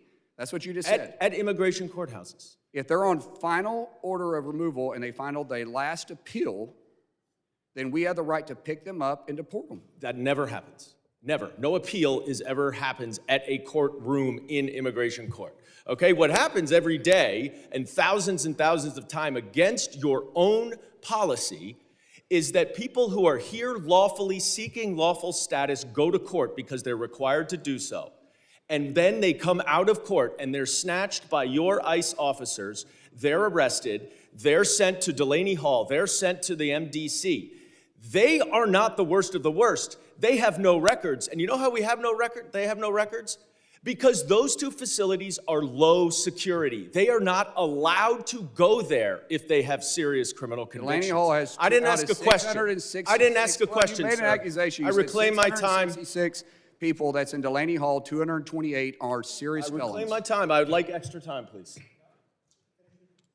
So the problem is that they are being arrested without a final order of removal. process outside of New York City because it applies equally every single place in this country. The gentleman's time has expired, and I would will, like for I him will, to I will answer remind, this. the gentleman's time's expired. I will remind the witness that when this is the member's time, when they reclaim it, please allow them to move on. I am trying to hold everybody to the 5 minutes. I'm letting him try to answer when these are important, because these are important questions, everyone. I'm trying to let him answer, but I will still keep order here. So witnesses, when the time is reclaimed, please allow the member to continue. Their time is limited to 5 minutes. It's a And I will- simple question. Can he answer it? No, your time's now expired, and I will recognize the gentleman Well, from... way to run interference. No, your time was limited to 5 minutes, and you started with the statement. I will now recognize the gentleman from Oklahoma, Mr. Burkeen, for 5 minutes of questions.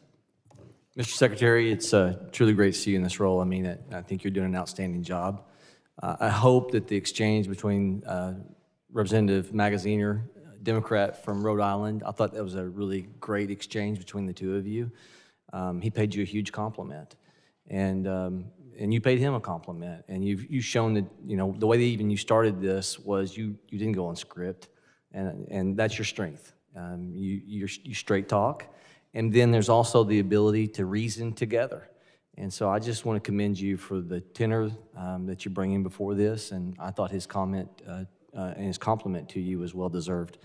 Because we're going to talk about the budget, and that's why people came here, was to hear you speak, and because of the way that the One Big Beautiful Bill was fashioned on border wall construction, and you know, as someone that was in the House and the Senate, how important it is under President Trump's tenure to make sure that the physical barriers, I want to give you a chance to talk about that and kind of the progress on that for, you know, concerns for this committee.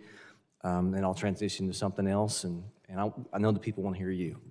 Yeah, so on the border wall, first of all, we are on track to have the primary wall done, completed from the Pacific to Gulf of America this time next year. We'll have all contracts out by the end of this month. We're having great progress. Now, the primary wall is not the secondary wall. The primary wall is the first wall up because of the way the cartels adjust and their criminals and their thugs and their terrorists. We have to push out a secondary wall because they've been going in and cutting the wall, and before we can respond to some of these remote areas, they've been able to get through, because every mile we put up, the bigger or the smaller the choke point gets for criminals to cross. But we see that, so we're putting 150 foot, some places, sometimes it's smaller than that, for a secondary wall that they got to go over, plus a smart wall, which will tell us approximately how many people are there, if they're carrying a pack, if they're not carrying a pack. The smart wall is pretty impressive, and we can put a drone in the sky and immediately keep eyes on them. So we're well within track. The secondary wall, we feel like if we can continue to have the progress we have and the partnerships we're having, we will probably complete that the summer of '28, and so all of it will be fully completed. Now, weather can play a role in that, but that's being pretty generous with time. I think your construction background is going to be paramount. I have made some trips, and we've been able to look over that wall.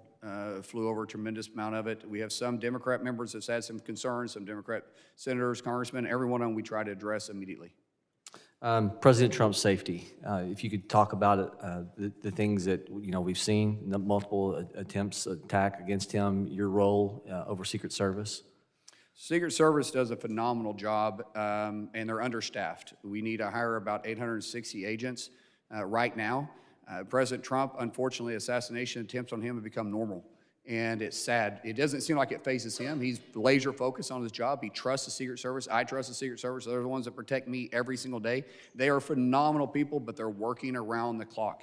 I just want to point something out, the reason why it's so important to continue funding and keep it pushing forward. In 2028, we're going to have the busiest year for Secret Service in the history of the Secret Service. And just to keep in mind, we're going to have a tremendous amount of governments that's going to be visiting during the Olympics. We're going to have an election year coming up. There's a real possibility we could have 3 presidential details and 3 VP details, and possibly more than that, because if they require us to do it before the convention, it could stretch us thin. That's Secret Service's responsibility to do that. Plus all the dignitaries that's coming in from out of the country. Secret Service provides service for that. And just about every one of these major events, even though DHS has the overall view of it. When you start taking Freedom 250, you start taking the FIFA games, you look at what's going on in the Olympics, the SEER rating, that is the rating of seriousness of protection that needs to be there, that's all ran by Secret Service. Now, we partner with them, but they are stretched thin. And we're going to have to plus their budget up significantly to be able to allow them to meet that threat coming towards us. Given 30 seconds, regarding the task force that was set up about trying to find more, greater means for efficiency with FEMA, as someone who's from Oklahoma, who readily knows how Oklahoma is often impacted by weather events, you got about 10, 15 seconds here. Anything you can tell us about the progress of that task force? Yeah, we're going to have to restructure the way FEMA operates and push it closer to the states. The dollars that get to the states, they can do it cheaper and more efficient and faster than FEMA could ever do. FEMA was never designed to be the first in and last out. They was there to support the state and the local community on their bad day. Gentleman yields back. I now recognize the gentlelady from Illinois, Ms. Ramirez, for 5 minutes of questions. Thank you, Chairman. I appreciate it. Secretary Mullin, you have been now in office for 71 days. And you've been in this new role in 71 days of your watch. And I'll be honest with you, my office is getting more of the same. As you can see in the posters, I'm not going to go into details here because I want to really focus on questions with you. So my questions are going to be yes or no because I want to be able to go through a list of them. First one, Secretary, as a former member of the House and Senate, are you clear that members of Congress have statutory oversight authority over federally funded detention facilities? Yes or no? I do, with proper notice. Yes. When we're in a shutdown, yes. it takes a little bit more time, and all of our shutdown I'm right reclaiming now. my time. I'm going to go to the second question here. Yes or no? Given that Senator Andy Kim was acting within his statutory oversight authority at Delaney Hall, would you retract your comments that a senator probably shouldn't have been there? Yes or no? Would you retract them? Andy Kim and I have visited multiple Yes times. or There is no, no yes or no on Secretary? that. If you don't, I can sit I'd right like here to and not reclaim answer my any of your time. questions if it's going to be Chairman, yes or I'm no, reclaiming my because time there's a again. backstory Thank you. behind that Andy Reclaiming Kim my and I time. talked multiple times, and we let him in the Chairman? Congress Center that day. Thank you. These I wanna yes go or on no to the questions, next one. Chairman. Chairman? You can't, Chairman, these aren't yes or I am the member. Suspend. I'm glad. I agree. Somebody We need to elected stop- you. We need to stop. We need to stop the clock. I said suspend. I said suspend. Okay. Again, the members are entitled to ask questions. The witness is entitled to answer them. He is here voluntarily. The members are entitled to ask their question. They cannot limit his answer. If they say yes or no, and it's not a yes or no question, they want to Chairman, if he's reclaim their unwilling to time. answer, we're reclaiming and we're moving Yeah, on, if you, correct? that's the fine. rule? You can reclaim your time, that's fine, but do not, you get to ask the question, the witness gets to answer it. You do not get to Chairman, tell can I him reclaim how it? to Does he answer. stop speaking? It's still suspended. Okay, but this is for everyone, this is for everyone, not just you. Again, we can add, because you did add, I think 10 more seconds back onto the clock. It's more like 20. 10 more seconds back onto the clock. So we're going back to another question. Let's get it, Let me let's know when we're get ready. everything set, and then I will let everything start again. 346, please. So Secretary, are you familiar with the ICE National Detention Standard, Standard 4, Food Service, that establishes that food in ICE detention must be nutritious and hygienic? Are you familiar with the standard? That's a pretty easy yes or no. Are you Yes, I familiar am. with the standard? Thank you. So given ICE's standards and reports of decaying food confirmed by congressional oversight, would you retract your comments dismissing detainees' concerns about rotten food as a desire for ethnic food? Would you retract those comments? I didn't say rotten food. I said they wanted ethnic correct food, and I said this isn't a Holiday Inn. We're not providing that. But So we you're did not release a retracting- menu, and if you saw time, if you look time to look at the So menu, you're not you can see it's retracting pretty your good comments? food. Okay. So let me just make sure I clarify. These questions were important because I know it shows this. You've been in Congress before. You've been in the House and Senate. You understand the separation of powers. You know Congress's role. You understand that there are rules and standards that you're required to follow. You've been saying this in the last 45 minutes we've been here. And still, you're disregarding what we know, which is that you're doing the same thing that your president and Miller want you to do, which is spew this garbage that makes immigrants criminals and that creates the standards and conditions for even children in detention to be living in inhumane conditions. You know what I call that? I call that being a tool. And let me tell you the impact of these actions. Kevin Gonzalez, my 18-year-old US citizen constituent with stage 4 colon cancer. He wanted to see his parents one last time, Secretary. But you rejected his parents' visa to come say goodbye to their son. In desperation, they came the only way that they knew how. They tried to cross the border. And when they tried to cross the border, they were detained by CBP in Arizona. They weren't just released so they can go back to Mexico. They sat in that detention center for 1 whole month. My office, the Mexican consulate, and their legal team, they worked tirelessly to ensure that the Gonzalez family could be reunited because they knew that Kevin just had weeks to go, that he could die at any time. He was diagnosed in January. Kevin, I want to show you the video. This is when he finally got to see his mother and father. Kevin went to Mexico. You hear that cry from that mother. What you're not seeing is the father is wrapped around his son's feet, crying hysterically after a month in detention. Secretary, Kevin died less than 24 hours after that engagement. So I want to ask, for every parent in this room, including Secretary Mullin, and including my colleagues on both sides of the aisle, wouldn't you go at any length to be able to see your dying child one last time? You know, rejecting visas to Kevin's family, that didn't protect our communities. Family separation, that doesn't make any community safer. So who then ends up benefiting from this? I'm gonna tell you who benefits. For-profit prison corporations. They profit from cruelty and point. And you now are operating as a secretary, inflicting cruelty and pain. And I have to say this, for Kevin, for Virginia, his grandmother, who's my constituent, we will not forget the terror of ICE. And we will not forget what DHS continues to do, even under your watch. We know that a better world is possible. We need something new, and that means, I will say it loudly so that you could go ahead and quote it if you need to. We need to abolish ICE, and we need to dismantle DHS. And like I told your predecessor, Secretary, I wouldn't get comfortable because you have to be held accountable. With that, I yield back. Gentlelady yields back. I now recognize the gentleman from Alabama, Mr. Strong, for 5 minutes of questions. Thank you, Mr. Chairman Garbarino and Ranking Member Thompson. Secretary Mullin, thank you for being here today and for the work you and your team are doing to keep our nation safe. I represent Alabama's 5th Congressional District, home in Huntsville, Alabama, and Redstone Arsenal. You may know that North Alabama offers a unique combination of mission capability, affordability, workforce talent, and room for future growth. We're proud to host HSI's XCOM South for the National Academy for Advanced Training and Leadership, along with numerous companies, organizations, and other federal components that support DHS mission every day.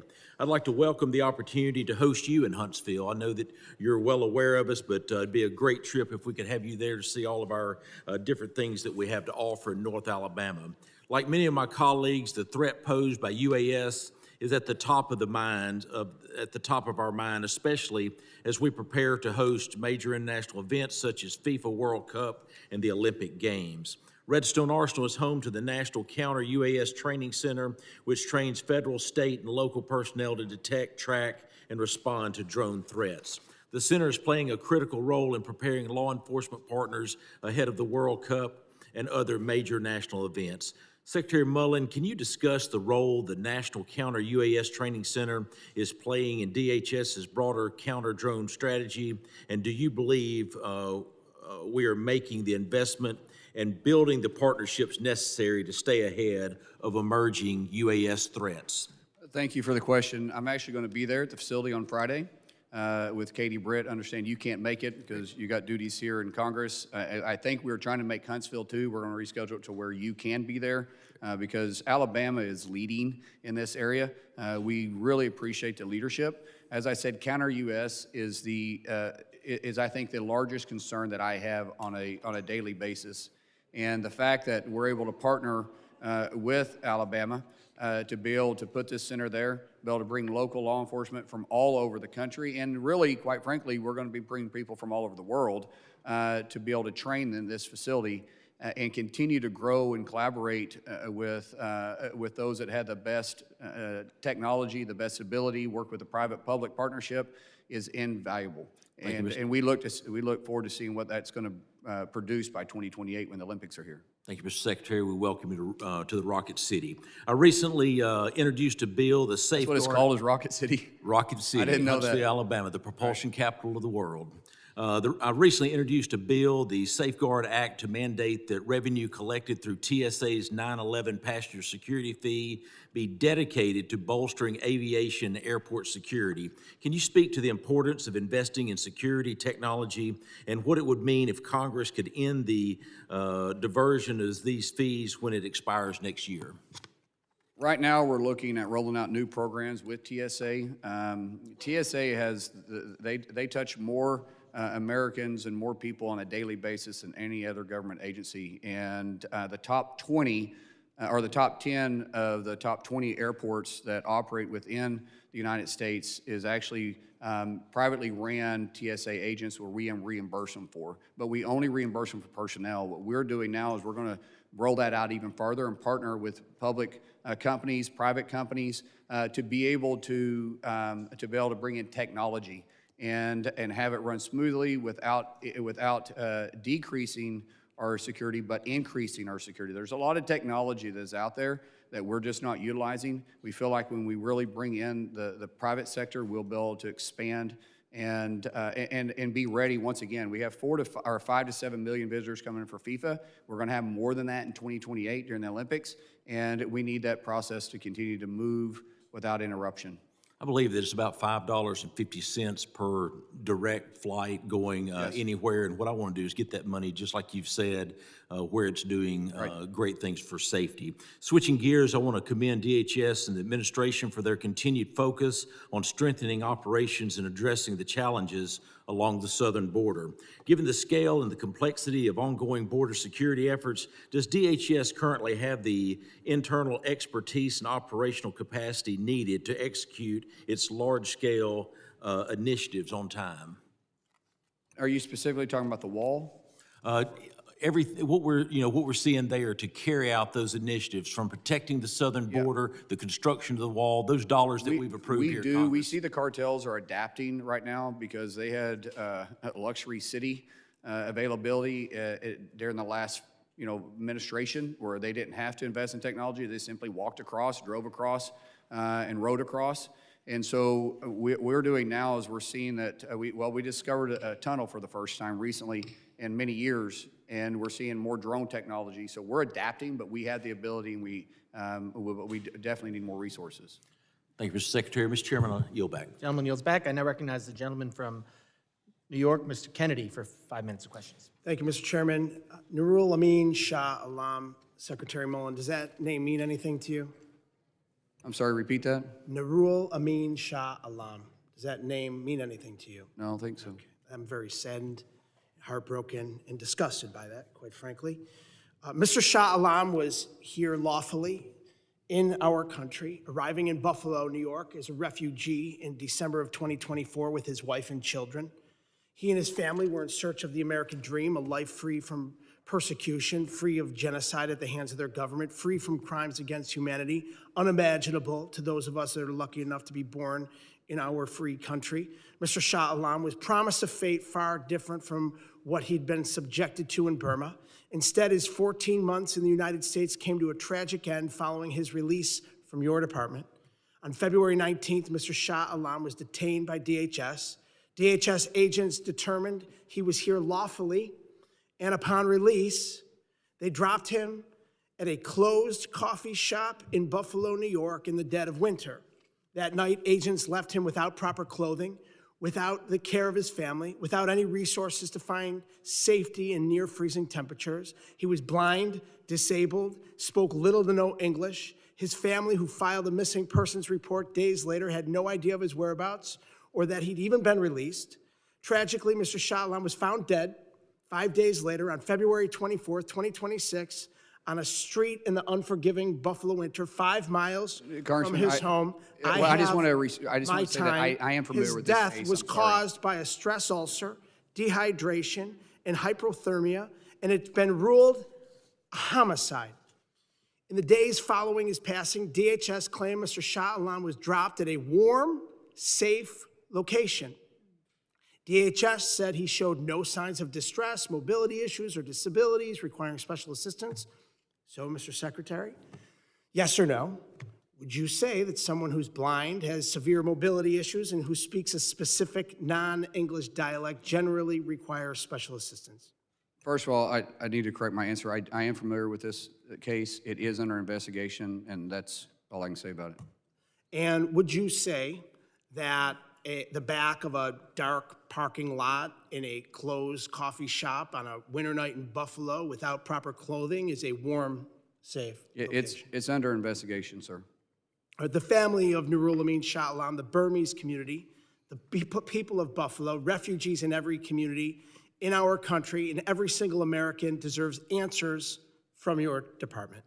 I've sent multiple letters to your department, including the day after you were sworn in on March 24th, demanding that DHS open an investigation into this case.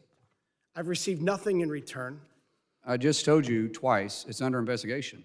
Okay, so why wouldn't you explain that and answer very simply in some sort of public response to the American people over 2 months ago? Over 2 months ago when this letter was written, and over 3 months ago when this man was found dead, and the last people that had any contact with him that we are aware of were your department. I apologize for not responding to you in 2 months. We want to really lean into that. In the past, I don't think this department underneath anyone's leadership has been real responsive to Congress. I have changed that. We are trying to be as responsive to anybody that calls me, reaches out to me. That's not acceptable, 2 months. I agree with that.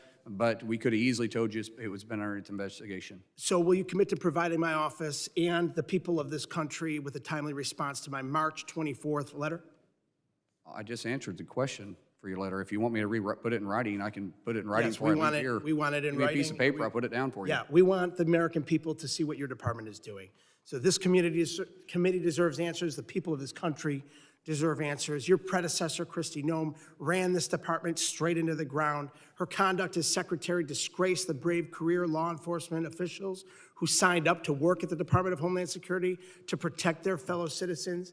Since you became secretary, what have you done to change the culture of your department and ensure the actions of all DHS officials are consistent with the Constitution and our values as Americans? Underneath the previous administration, they took the teeth out from our law enforcement and DHS. My predecessor and myself were enforcing the law of the land, not turning a blind eye to it, and that's what Mayor Oakes did. He turned a blind eye to it. Your predecessor is no longer here. She disgraced this department, and it seems like you are following right in her footsteps. Under your leadership, That is DHS not true. has Don't left accuse me of something that's not detainees true. Without Sir, food. you can or say all you medical want, care, but don't accuse me of something that's not congressional accurate. You can sit there and tell lies all day long, and all it is a lie. Gentlemen's time. That's a flat-out lie, and you No, know it's a thank flat you. lie. That's a lie. Time. That is right. That's a lie. You know, Gentlemen's time is expired. We will, You know that's a lie. That's a lie. You know it's a lie. Mr. Secretary, please, everyone. We will continue to do this hearing like we have done the ones in the past. I'm asking everyone, please, questions, answers. Do not attack each other's characters. That is something that is a violation of House rules. So, no attack. did not- Secretary's character, no. I did not attack his character, I'm Mr. Chairman. just saying the statement is for I everyone. simply stated facts about the department. What I'm saying That right is now not a is. fact. You can't point to a single fact Excuse that me. that's accurate. Wait, Mr. Chairman, I think the point is, if the witness is not addressing a question, but making a statement, that's not a question. He shouldn't be allowed to ask. the point is, we've had these hearings before. This is not the first time we've had a secretary in front of us. Members know how we do things around here since I become chairman. I'm trying to keep a lid on this. Members will ask questions. They know there are rules. You cannot attack other members. You cannot, questions can only be directed to me or the witnesses. Witnesses will answer the questions. When a member reclaims their time, the witness should give back that time. Nobody should be going after anyone's character. That is not how we do things. We will get back on track here. Again, questions answer, questions answer. This is not the first time. We are going to keep a lid on this hearing today. And when a member asks a question, they get to ask their question. The witness gets to answer it. They can't direct how the witness answers it. They can reclaim their time. They cannot tell the witness what to say. The witness is here and gets to answer the question that is asked. If the member does not like the answer and wants to get another question in before their time is expired, they can reclaim their time, and I will enforce that. But they can't be upset, and I don't want people talking over each other. That has been happening quite a lot today. So again, rules of decorum. Members will ask questions. Witnesses will answer the question. If the member doesn't like, if they want to get on to something else, they can reclaim their time. Mr. Chairman, the only point I'm trying to make is the witness is interrupting the members in the midst of asking their question. And just direct the witness, just hold whatever he has to say until the question is asked, not interrupt the question being asked. Yes, and I understand that, and I think what the secretary was doing there was just pointing out that he was familiar with the case, with the answer. And I think he did clear that up, but of course, questions asked, answered. So everybody, we're going to move forward now. I now recognize the gentleman from Arizona, Mr. Crane, for 5 minutes of questions. Thank you, Mr. Chairman. Thank you, Mr. Secretary, for coming. We've had a lot of names of people thrown out in this committee hearing so far. I want to throw out some names myself, and I don't expect you to know these names, Mr. Secretary. Mary Ann Mendoza, Doug and Patricia Quetz, Steve Ronenbeck, Bernardo Becerdo, Shannon Estes, Patty Fox, Karen Griffin, Ann Fundner. I know you don't know these names, but myself and Congressman Biggs, we spent about 2.5 hours with these angel families last week in Arizona with the drug czar, Sarah Carter. And these stories were shocking and they were horrific. And I'm just interested, I find it so sad and curious why my colleagues on the other side of the aisle are so concerned with living conditions, food, and safety of illegal aliens, but they never seem to care or bring up these angel families and the fact that their loved ones are no longer with us. They don't get to eat food anymore. Their living conditions don't matter anymore because they're gone. They're dead. And the saddest thing to me, Mr. Secretary, in talking to them, and this is what broke all of their hearts, was that in every single one of these cases, their family members should be alive, and it was completely avoidable. Mr. Secretary, do you find it interesting that in the past, Democrats have supported border security and barriers, like Democrats like Obama, Clinton, Schumer voted for, in 2006, for the Secure Our Fence Act. They also supported enhanced barriers in 2013 immigration bills. Do you find it interesting that the Democrat Party has shifted away from helping protect the homeland? Unfortunately, what we continue to see is political theater because of the far left base is where they demand them to be.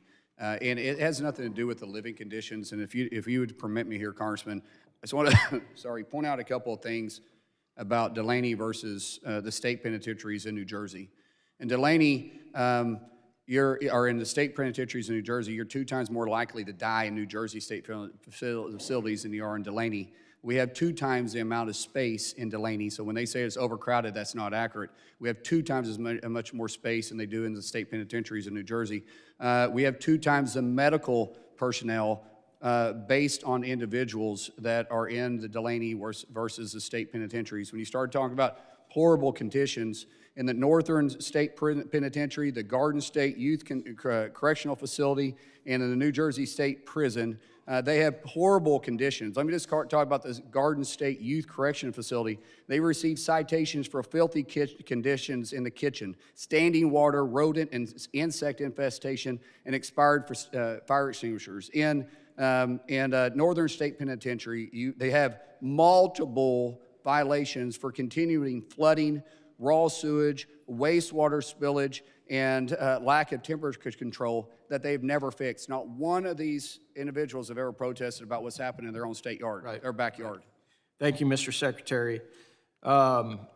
It was interesting because several of my colleagues earlier on in this hearing brought up DHS supporting white nationalism. Do you remember a couple of members pointing that out? And then you actually brought up something, you said, you asked one of my colleagues if he had endorsed the Senate candidate from Maine, Mr. Plattner, I believe his name is, who's a Nazi sympathizer. I actually looked it up. He had not endorsed that individual, but certain members of Congress had. And I'm going to read those names for you. Bernie Sanders, Elizabeth Warren, Ruben Gallego, and Martin Heinrich, and Ro Khanna have all endorsed this Senate candidate from Maine. Do you find it interesting that all these accusations and targets of DHS and white nationalism are being targeted at you, yet their party continues to support this Nazi sympathizer running in Maine? It's hypocritical at best. Thank you. Yeah, that's what I thought. I want to move on to tunnels real quick. I know my time's running out. You guys just discovered a big tunnel. What are you guys doing to make sure that the cartels aren't going underground, since we've done a good job in stopping a lot of what they're trying to send through the ports of entry and at the ports themselves? As you know, this is the first tunnel that has been discovered in many years. We're deploying technology all around there for this because we see that we're forcing them underground because of President Trump's policies. Gentleman yields back. Now recognize the gentlelady from New Jersey, Ms. McIver, for 5 minutes of questions. Thank you, Mr. Chairman. I asked unanimous consent to enter the SOS letter signed by 300 plus detainees of Delaney Hall into record. Without objection. Thank you so much. Secretary Mullin, have you ever had a visit to Delaney Hall for an oversight visit? No, I have not. Thank you. The Department of Homeland Security was meant to safeguard the people, our homeland, and our values with the legal obligation to observe the basic human right and due process for everyone on U.S. soil. We have seen former administrations support transparency and cooperate with congressional oversight. Unfortunately, Trump and his administration are doing the exact opposite. This is a humanitarian crisis happening in my district at Delaney Hall Detention Facility in Newark, New Jersey. We're talking about Newark, New Jersey, Delaney Hall Detention Center. Recently, more than 300 detainees sent an SOS letter about the torturous conditions they face inside. After that letter, detainees went on a hunger strike to protest spoiled, rotten food, lack of medical care, and violent and unsanitary conditions. I have spoken to these people. I have seen these conditions with my own eyes. Detainees and their families have told me that the food served inside Delaney Hall is green and rotten, even containing live worms. They report that shower walls are covered in black mold and that toilets are backed up in what can only be described as an overflowing sewage. They are not given adequate cleaning supplies, and they are told that they must use paper towels and their own toothbrushes sometimes to try to get the facility to a safe level of cleanliness. Detainees and their families also share horrific accounts of being dumped into solitary confinement cells after surgery for medical observation and remaining there for months without any actual medical care. There are three detainees currently right now at Delaney trapped in this medical isolation right now. Sometimes when I visit, no doctor is present, no doctor. When the doctor has been there, they have known almost nothing about their patient's care. There were pregnant women in there without getting any OBGYN care, that the doctor didn't even know where they go for outside services. Tragically, 2 pregnant women miscarried after their emergencies were dismissed as psychological frenzies by GEO staff. Additionally, when they tell members of Congress about these conditions, when they participate in hunger strikes, when they try to seek help, they face retaliation in this facility and from ICE. Communication access is revoked, visitations are cut, and even worse, things happen to them. Instead of addressing these inhumane conditions and attempting to solve them, this administration has chosen to weaponize DHS to cover up the abuses. Thankfully, Secretary Mullin, you are here today to answer some of these questions that my colleagues have. The Department of Homeland Security issued official statements calling the hunger strike a complete fabrication, while quietly transferring 15 women from Delaney Hall to a facility in Louisiana soon after the hunger strike began, along with other detainees. They were transferred. One of those women transferred is a victim of medical neglect who miscarried. I will continue to say his name as well. 41-year-old John Wilson Brutus. He died within 24 hours of entering an ICE custody at Delaney Hall, and ICE passed his death off as natural causes. And even as family members and civil rights groups practice their constitutional right to peacefully protest, federal agents tased, pepper sprayed, and put them arrest arrest. Inside Delaney, officers beat detainees in Unit 2A and 2B, pepper sprayed them, and proceeded to cut off their communication with family and their attorneys by placing them under lockdown. Secretary Mullin, Unit 2A and 2B. Hopefully you're taking notes. This department has doubled down on partisan showmanship as well, even threatening to stop the processing of international flights in cities like mine in Newark, because they don't like that Americans are protesting inhumane conditions and demanding oversight and accountability. This is not a matter of politics. The American people are concerned by what they hear and are unwilling to give their hard-earned tax dollars to what is happening. Lastly, Secretary Mullin, you talk about racism a lot in today's hearing. You know what's racist? Is the fact that every detainee in Delaney Hall is a person of color. The cruelty runs to the top of DHS, weaponizing the immigration system for your president and this administration racist grievances. With that, I yield back. Gentlelady yields back. I now recognize the gentleman from New York, Mr. Lalota, for 5 minutes of questions. Thank you, Chairman. Thank you, Mr. Secretary, for being here and for your leadership and all your hard work to help secure our awesome homeland. I know, Mr. Secretary, that your short tenure as Homeland Security Secretary, you fought hard to ensure our people have the resources they need to do their jobs.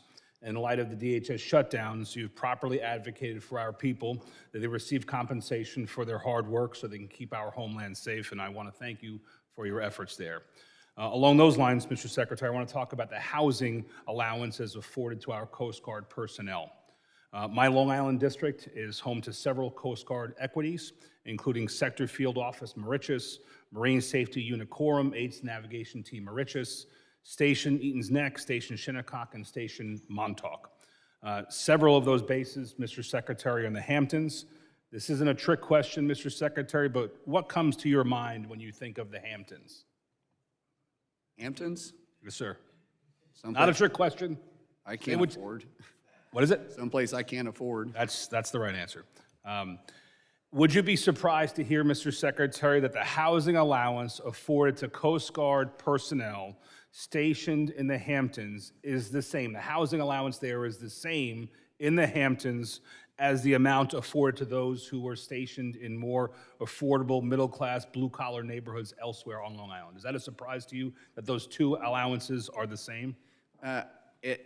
Well, yeah, it is, but it isn't, because we have talked to the Commandant about this. We're looking at doing a pay raise across the force by 7%. We're looking at the housing, too. The Commandant has made this an issue because, unfortunately, a lot of places where the Coast Guard has been for many, many years, it's a beautiful area, and communities have grown up around it, which has put a strain on housing. So we got to bring back Coast Guard housing to make it affordable.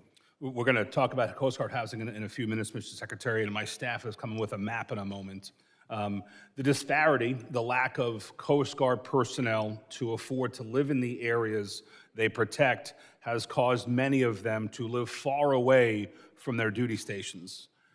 Good here. The map, as you can see, Mr. Secretary, shows that some of our coasties stationed on the South Fork of Long Island and Montauk in particular have to live a good hour and 40 minutes one way, almost 3 hours round trip, sometimes 4 hours round trip with bad summer traffic.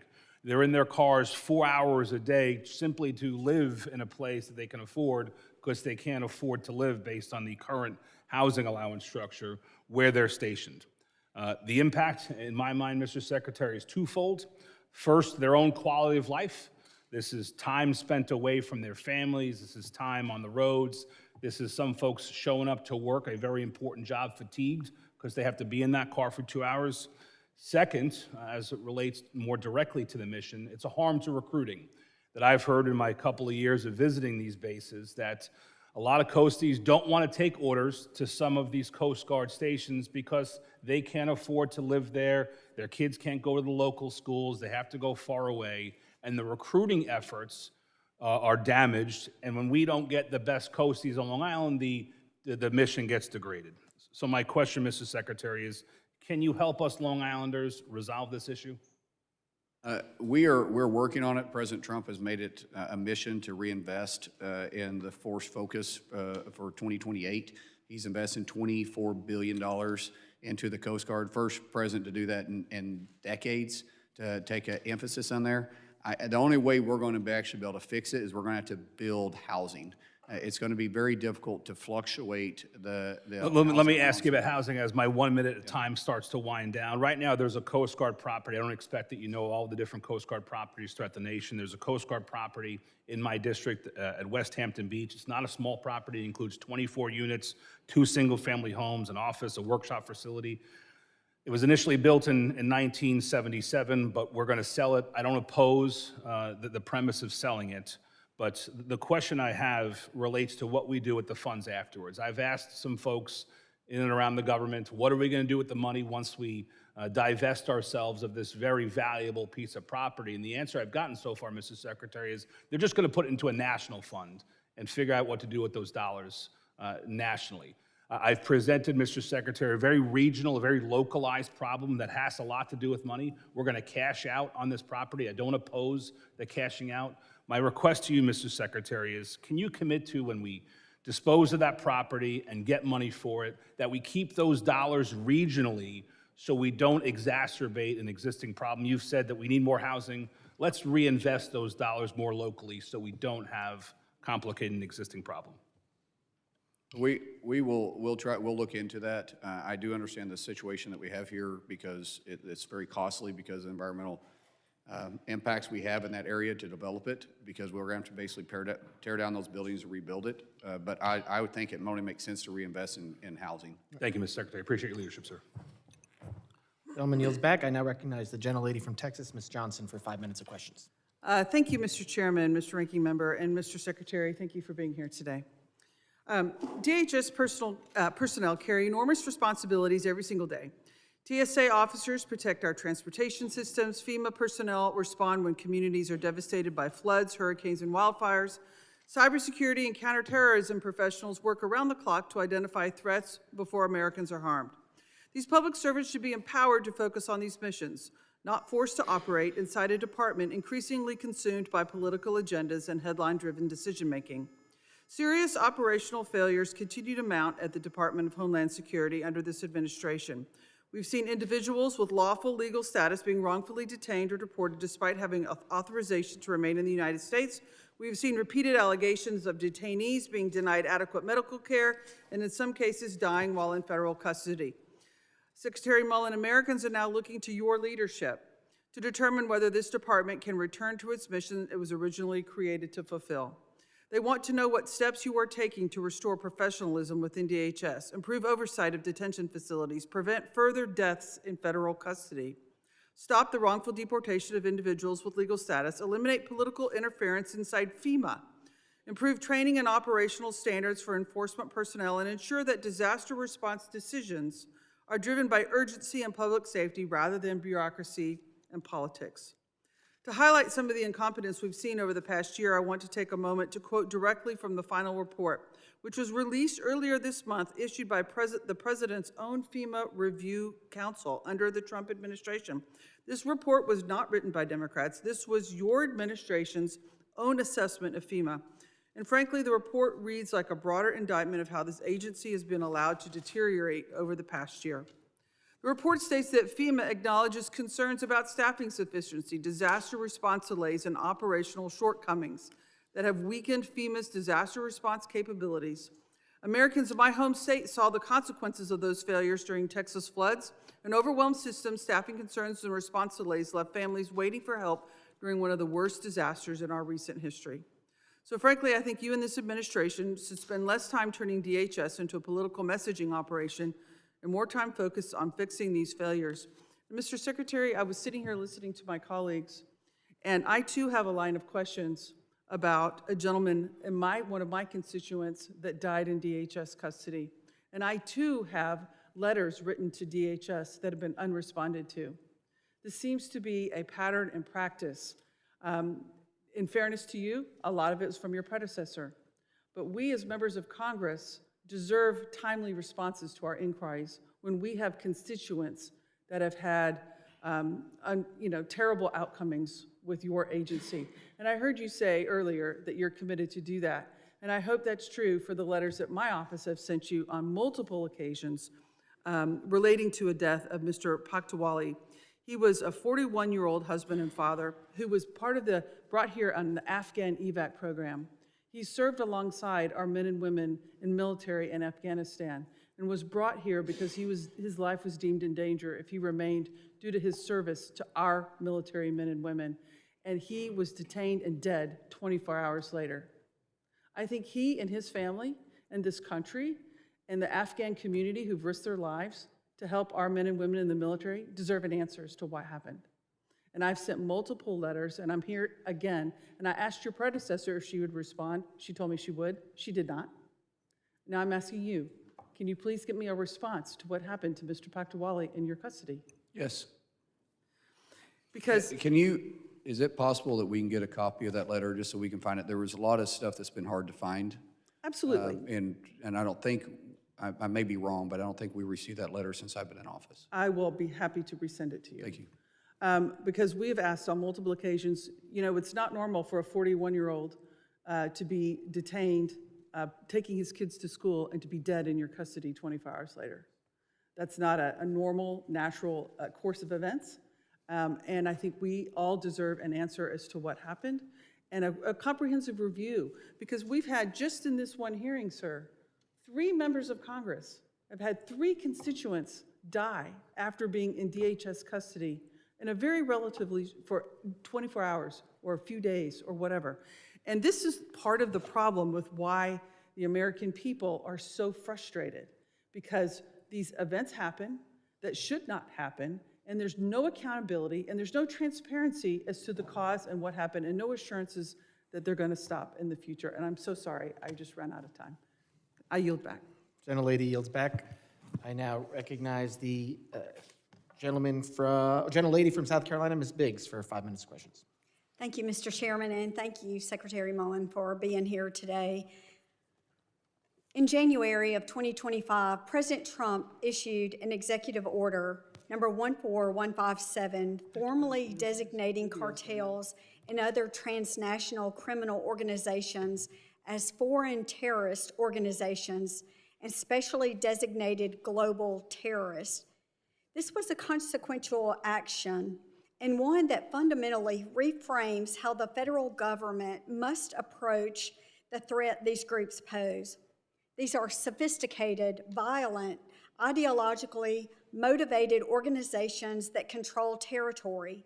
They weaponize human beings and deliberately target the vulnerable and those on our borders only to advance operations inside the United States. The FTO designations created by Executive Order 14157 are legal tools with operational consequences, and I want to understand how DHS is using them. With that framing in mind, I want to ask you directly, How has the Department of Homeland Security used these new tools to protect Americans from terrorist cartels? And have these tools helped the department arrest cartel-linked criminals and seize their money and assets and break up their networks here in the United States? Thank you so much. Through CBP and HSTF and a partnership with the Mexican government, we've seen record amount of seizures, of drug seizures, money seizures, weapon seizures, and plus the arrest of these cartel leaders. They are highly sophisticated. They're highly organized too. Every single inch of our southern border and Mexico's northern border is controlled by 9 separate cartels. And they call them plazas. And they have plaza bosses in every single one of them. Majority of those plaza bosses, well, actually every single one of them, we know who they are. We're actually searching for them, we're actually arresting them, and we're constantly leaning in towards the threat. We've seen drug seizures go up and the availability of drugs in our cities go down. Fortunately, we've seen fentanyl deaths go down, but they're way, way too high. That's all the pressure that we continue to pour into it. That's because of President Trump's leadership and the war that we have waged against the cartels and the poisoning of our streets and our cities and the amount of criminal activity that's taken place. Every single order that the president has put in place has caused these cartels to squeeze. And because we took the human trafficking away, which was a multi-billion-dollar industry that was stood up underneath the Biden administration, has went away. They started pushing harder on the drugs. We saw the narco boats. We started attacking. We started attacking the trafficking lanes on our borders. Now we're seeing them go underground. We're putting in that technology. But we need more partnership. And I just recently returned from Mexico City, speaking with President Sheinbaum and her cabinet about the cooperation. And I will tell you, we've been impressed. They have been very cooperative, way more cooperative than the last administration, but they still believe in their sovereignty, and we have to respect that. Well, thank you so much for your efforts. I know there has been a lot done, but we still have a lot of work to do.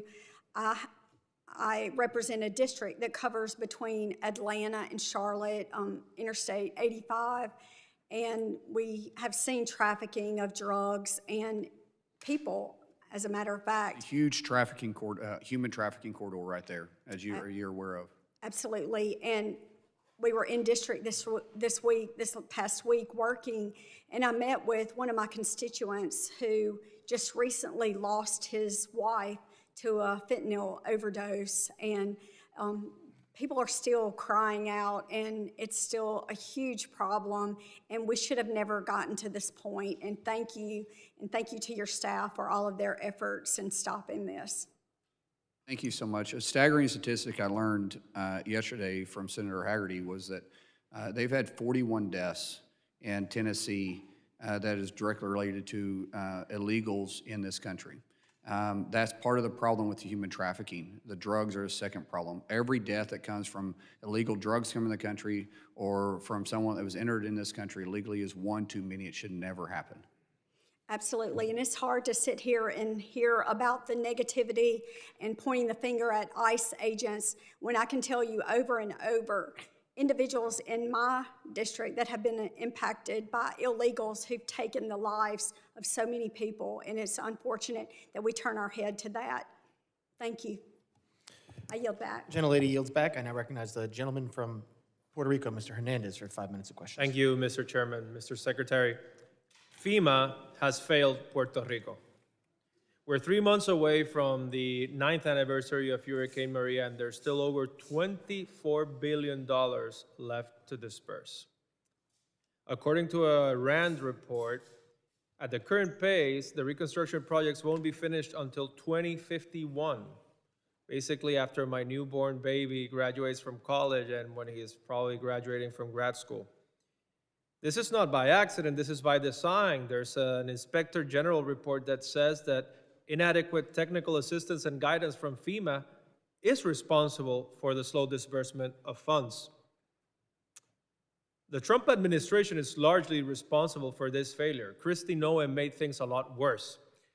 She enacted a stupid, ridiculous, absurd policy that anything over $100,000 had to be signed off by her. That blocked over $2 billion for Puerto Rico.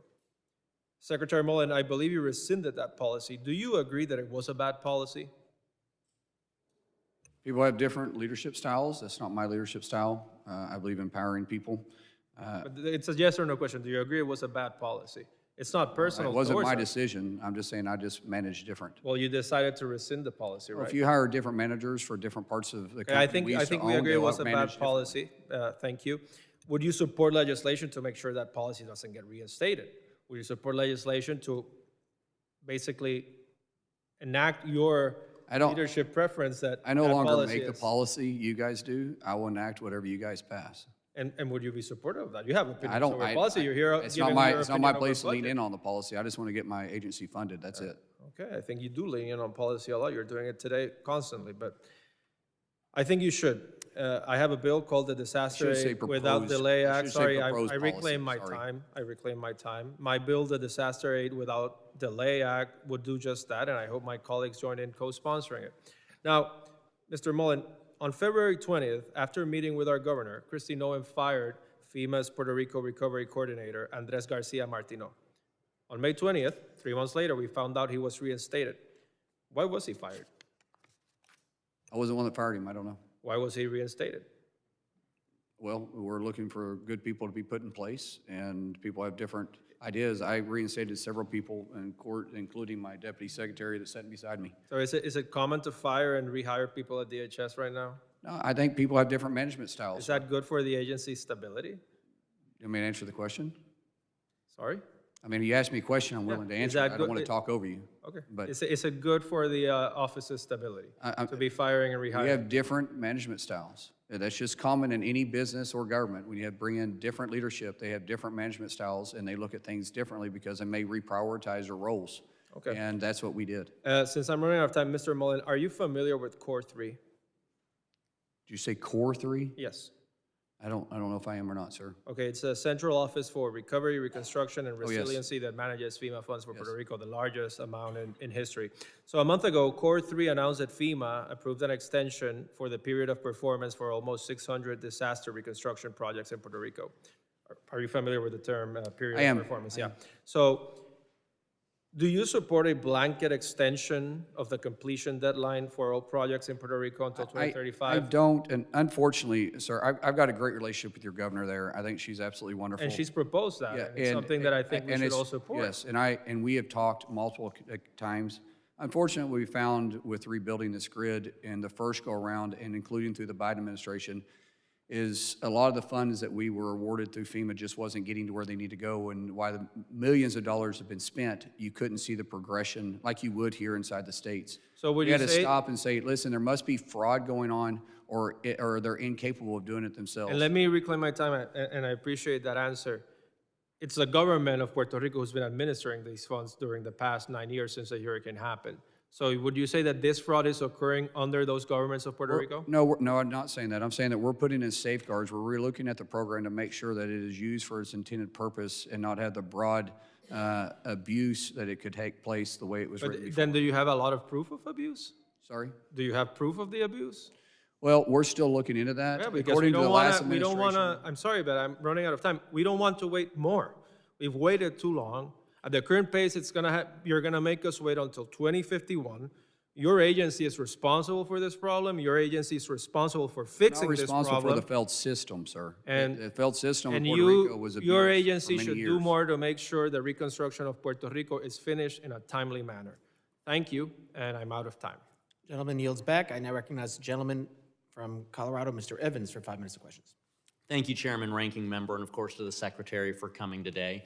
And thanks to the new administration and Republicans in Congress, the border is secure and our homeland safer. Unfortunately, in places like Colorado, sanctuary states and sanctuary cities and their soft on crime policies are continuing to endanger communities.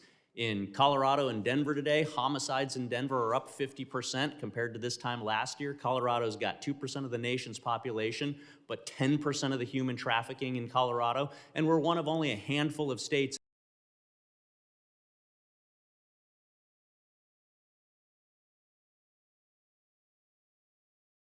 I support policies to identify and dismantle these organizations that are bringing death and poison into our communities.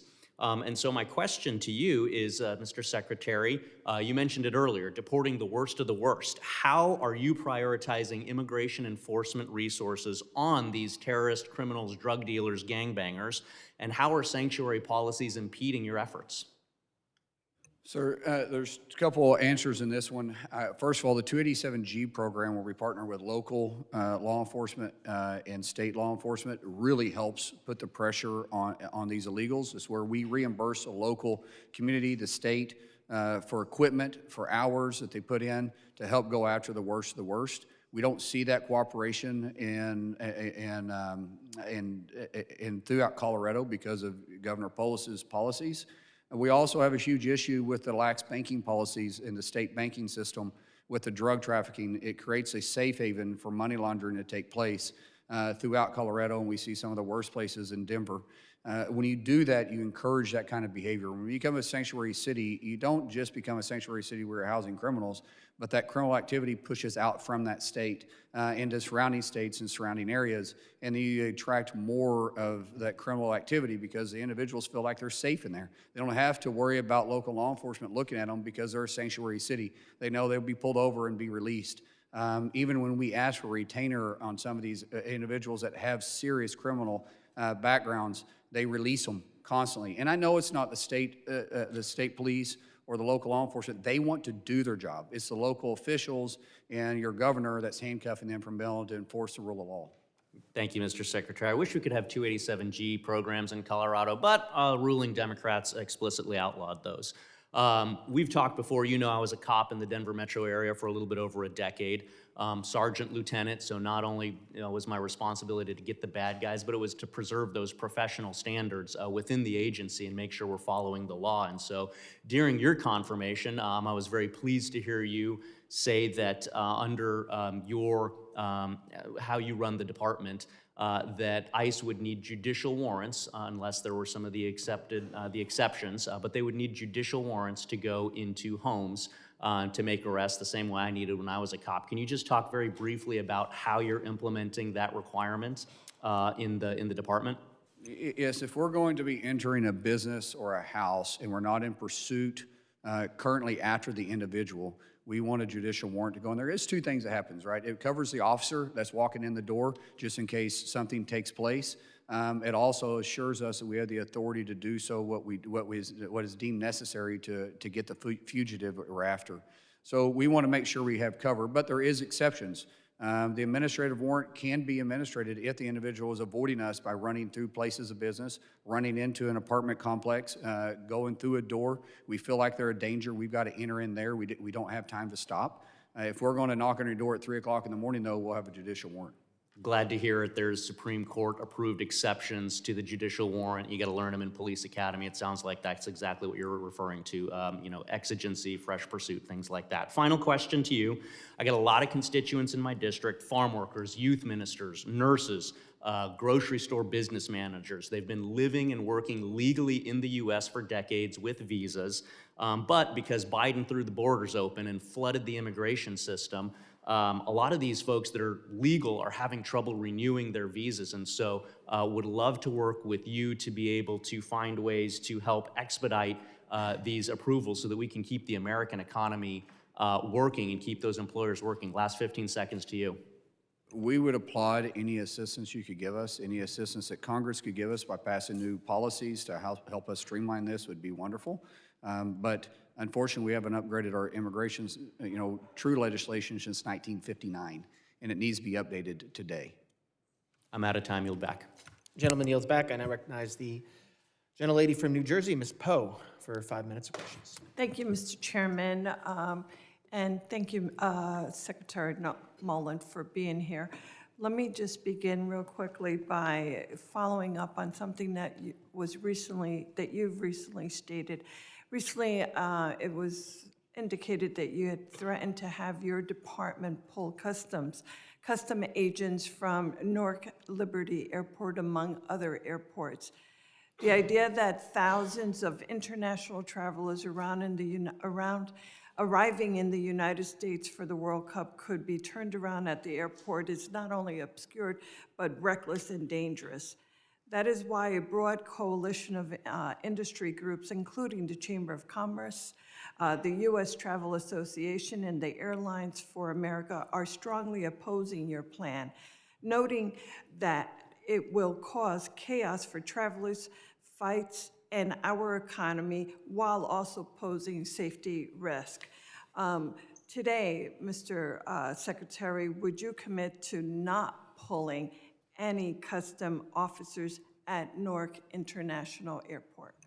Ma'am, first of all, I want to thank you. You've been sitting in front of me this whole time, and your demeanor has been very polite, and I do appreciate that. That speaks a lot about someone. My whole purpose of having to flex with personnel was because prior to the Governor Sherrill allowing the state police and local police to respond, they were saying they didn't have the resources. We were having officers get hit. We were having employees have a hard time getting in and out of work. Their vehicles were getting damaged. Federal vehicles are getting damaged. And what we have to do is prioritize our resources. So as long as they're still cooperating, which they are, and it worked out great when the state police showed up and local police showed up and started taking control of their streets, we can secure our building, but when we got to make ways for our employees to get in and out of work because their vehicles are getting damaged, they're getting threatened, we have to prioritize our Secretary, staff. I'm so sorry. I know. I'm just trying to answer your question. No, I appreciate it. It sounds to me like you're agreeing that you will not be pulling any of the officers from the Newark International Airport, so long as the two entities are able to work, and it appears as though that there is cooperation being held. As long as the cooperation continues, Very yes, well. ma'am, that is correct. Thank you so very much. I just want to, I'm not trying to be rude. you're I just good. want to make sure that I get an opportunity to ask the other questions. As you know, last week, I conducted a visit to Delaney Hall. This was an oversight of a rogue facility that should, in my opinion, be shut down. What I witnessed was shocking. Delaney Hall cannot provide the basic need of human beings being held there. It is a stain on New Jersey and on our country.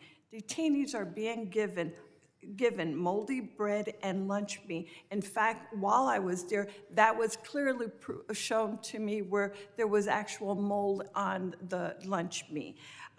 Those are the kind of food that they are being served, food with worms and absolutely filthy water.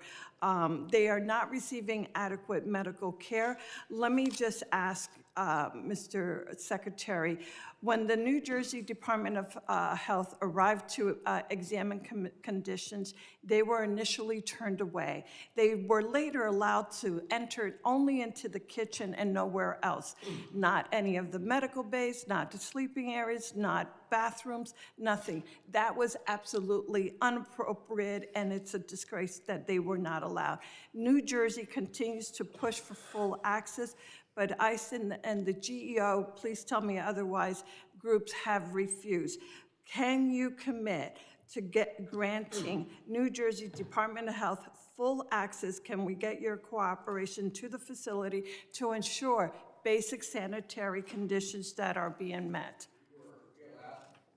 We allow them to enter the facility and inspect the areas that they are contracted and legally able to inspect. Not all the, because it is a federal location, not all state inspectors have access to it. There is federal inspectors. But let me point out that not one single fine this year has been given to Delaney, yet in your own state penitentiaries, they have over 8,000 complaints because of medical conditions, because of sleeping conditions, because of facility conditions that's filed annually with the state penitentiary. We don't even touch that. There's been 333 in Delaney. I would say we probably need to spend as much time looking at their state penitentiaries as to do Delaney, but Delaney's a political topic. It's not. No, I don't want to make it a political. It We're is. We're not talking about individuals that have had their due process and were sentenced to go to jail in a correction facility. We're talking about people who are detained, have yet not to be proven, given the opportunity for due process in order for them to be granted one decision or the other. Very, very different situation that we're talking about here. Thank you, Mr. Secretary. Chairman, I yield back. Gentlelady yields back, and I recognize the gentleman from North Carolina. Thank you, Mr. Secretary. Just a point of reference, I believe it was President Obama who opened up an ICE facility at Delaney Hall, so your point is well taken. That is This is correct. strictly political. It's strictly political, and I think that your agency is doing quite well when one of my Democrat colleagues just complained that an illegal immigrant subject to deportation had a legitimate complaint that he was not being served ethnic food. That was stated just across the aisle to you, that we need to provide a menu service for their ethnic food before they are deported. I find it just staggering. And what's most staggering about this, Mr. Secretary, is that unchecked mass migration obviously transforms our country for the worse. We saw that over the last 5 to 6 years, the Biden open border. It was felt in every pillar, every corner of our country, but it remains integral to the Democrats and their policies. They're still defending it, they're still promoting it, they're still fighting for it. And when you look at the effects of it, it's very obvious that mass migration robs Americans of a whole lot, of the American dream, of public safety, of good schools, of affordable health care.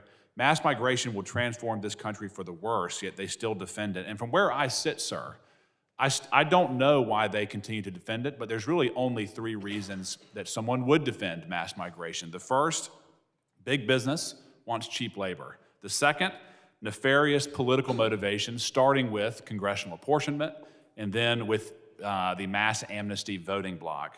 And then second, some type of twisted ideology that Americans owe the world free healthcare, free schooling, free housing on our soil. And I find every one of those justifications disqualifying. Thank you for your partnership in trying to get this problem under control. And I want to give you a chance to respond to some of the unbelievably slanderous accusations that you have been the recipient of at this hearing. First, that those who are resisting you in New Jersey and elsewhere in sanctuary jurisdictions, that they are peaceful protests. Your response?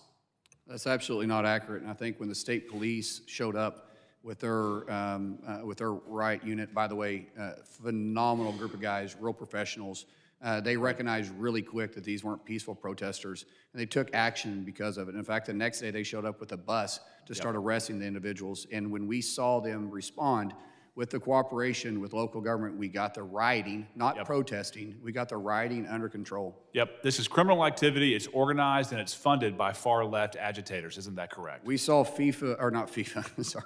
sorry, my guys.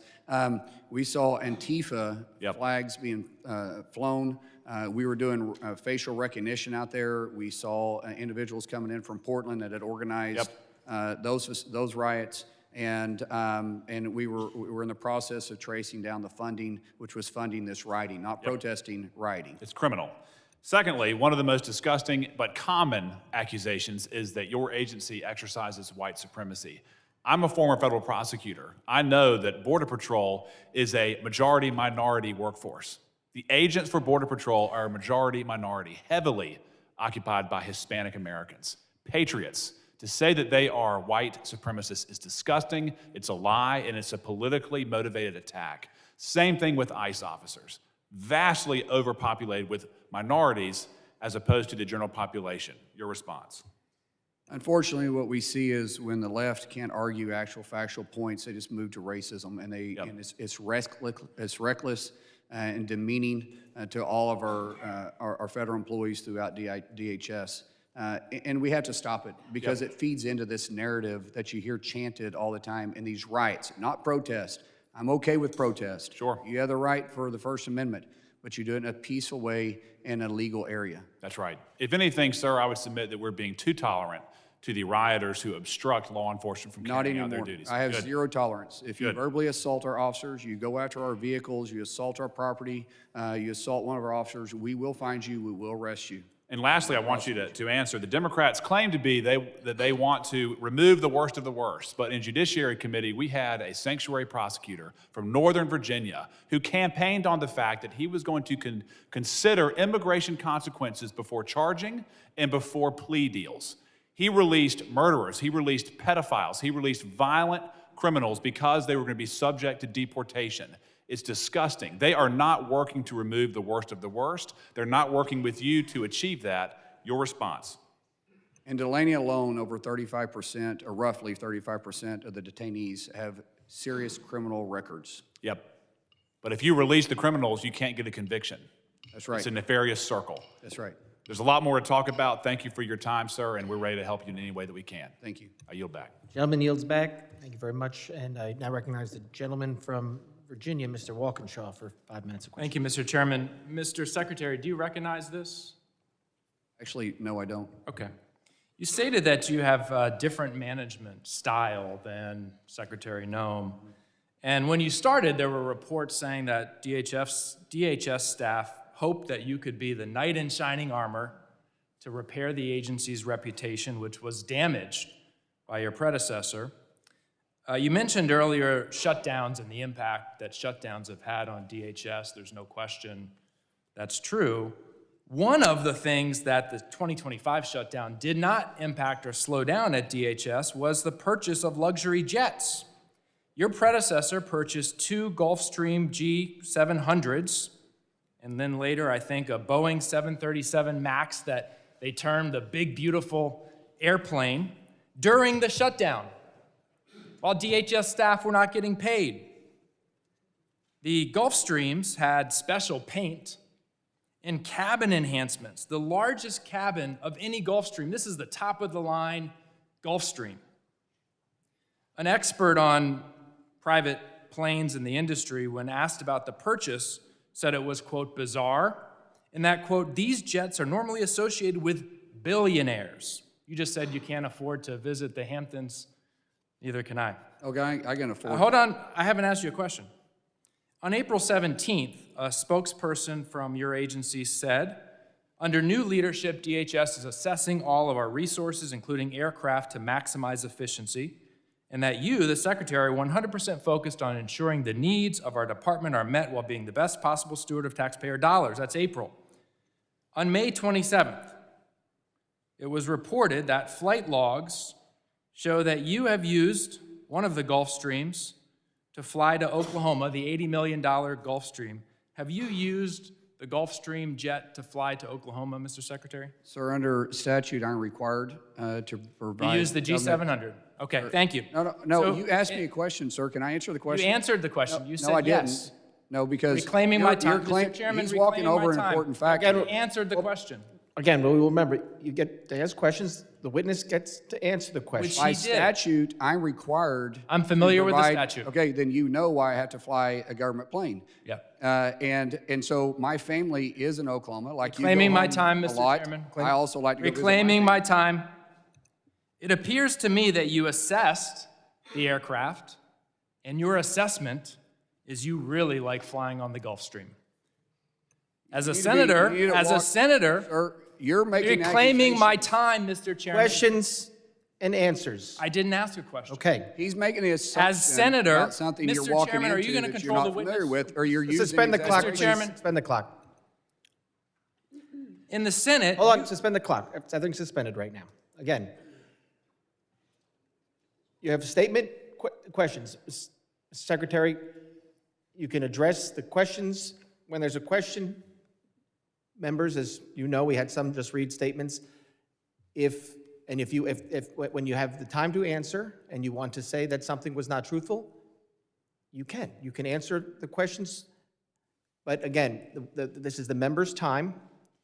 We will let them use it as long as they do it within the rules, as they see fit. When you are asked a question, you will be afforded the opportunity, and the members should afford the witness the opportunity to answer the question. I do not want people. This is when people are talking over each other, we're not actually getting to what we want to get to. So let's try not to do that. I appreciate it. We will add 10 seconds back on because I did suspend and the clock kept running. But again, please, Mr. Secretary, if something that is said is not truthful, you can address it, but just wait for the question to be asked. Wait for the question to be asked, and then you can address it. Question asked, sir. He's making accusations just because he's trying to make. Nothing I have said is untruthful, Mr. Still me. Doesn't make it fact just because. Still you think me, you wanna everyone. say something Everything you I've can't said say. is a fact. That is not true. It is. It is not true. Excuse me. It is. How do you Excuse me. think it's true? Factual because it's your opinion isn't anything. I will I don't want to be here all day, but I will adjourn this until everybody calms down. We will, again, if something that is said is not truthful in a statement and the secretary wants to address it when he's asked a question, he can say something was not truthful. He can answer the question, you can ask it. If you want to make your statement, you will make your statement. But we will not talk over each other. And Mr. Secretary, if you're not asked a question here and you want to address it when somebody asks you a question later, I'm sure some of my colleagues might allow that. But again, we are not going to be talking over each other. We have only a few more questioners to go through. Let's finish this. Questions, answers, if it's a statement, that's fine. But again, let's not talk over each other. Thank you, Mr. Chairman. I'll share a fact. Mr. Secretary, when you were in the Senate, you voted for the so-called Big Beautiful Bill that blew up the deficit, trillions of dollars of deficit spending. And some of that was used to buy the Gulf Streams. You are deficit riding on a Gulfstream G700. So I want to give you the opportunity to answer a question. NBC News reported recently that the department was considering selling some of the luxury purchases that your predecessor made. And as you well know, I think, or certainly your deputy knows, there are other jets that could meet the needs of the secretary. There's a Gulfstream G280. I don't know whether that would meet your standards, only $25 million, not $80 million. You have aircraft in the Coast Guard fleet. Folks who work for you are flying MH-65, a helicopter. They've been flying it since 1984. But Secretary Noem and you need a brand new, shiny Gulfstream G700. So my question for you is, will you commit today to sell the Gulfstreams, sell the big, beautiful plane, the 737 MAX, and put that money maybe into helping Mr. Lalota's constituents who can barely get by on their housing allowance? Actually, those planes are inside the Coast Guard, so they were actually purchased for the Coast Guard. Will you sell the planes? Why do I need to sell them, sir? We need assets inside the Coast Guard, just like the DOW. So you want to keep the Gulfstream, you want to keep the 737 MAX. You got to have top of the line. 737 MAX is actually detailed to the executive branch. Yep. And I've never seen it. Oh, actually, I've seen it. I drove by it. I've never. Have you flown the Gulfstream to Oklahoma? Of course I have. I'm required to. All right. I yield back. Well, actually, I don't fly it personally myself because I'm not a pilot. Gentleman yields back. I now recognize the gentleman from California, Mr. Fong, for 5 minutes of questions. Thank you, Mr. Speaker. Thank you, Mr. Secretary. I want to congratulate you on your appointment. You're the right man for the job, and I look forward to working with you. I know as someone who represents Bakersfield, you have a personal relationship traveling with your son for medical treatment. So we just appreciate just you acknowledging, I guess, our region. I want to give you some time to address any questions that you felt you didn't get to answer. Well, I think what is failed to mention is because of the continuity that I'm required to be in communication 24/7, 365 days a week, I cannot fly commercial. I'm required by statute, the same as the Department of War, same thing as the Department of Justice, same thing as the Vice President and the President. We have to be in communication at all times. So if I'm going to go see my family, which my family lives in Oklahoma, I'm required to take that. If I had other means, I'd be happy to take it. But just like I did when I was in the Senate, I flew back and forth every weekend. Thank you. I want to as a Californian, we certainly are concerned about the planning for the World Cup as well as the LA Olympics in 2028. Heightened threat environment. Clearly, the two Homeland Security shutdowns were not good, and certainly we as Republicans, we've been trying to give you the resources that you need. With that being said, these two international events will test every level of our Homeland Security operations. As the Secretary now, what are the top vulnerabilities that keep you up at night, and what resources do you need to address these challenges? The biggest concern I have is honestly with drone defense. Our countermeasures with drones is I wouldn't say a vulnerability, but it is one of the areas that we are struggling with every single day. When we start talking about the soft areas, having great cooperation with local law enforcement is vitally important to us. Soft areas are areas outside of our perimeter, leading up to the perimeter. And we rely heavily on that. We've asked for some governments, or some, states to help with National Guard. They could use it for a training event if they wanted to in some of these weekends.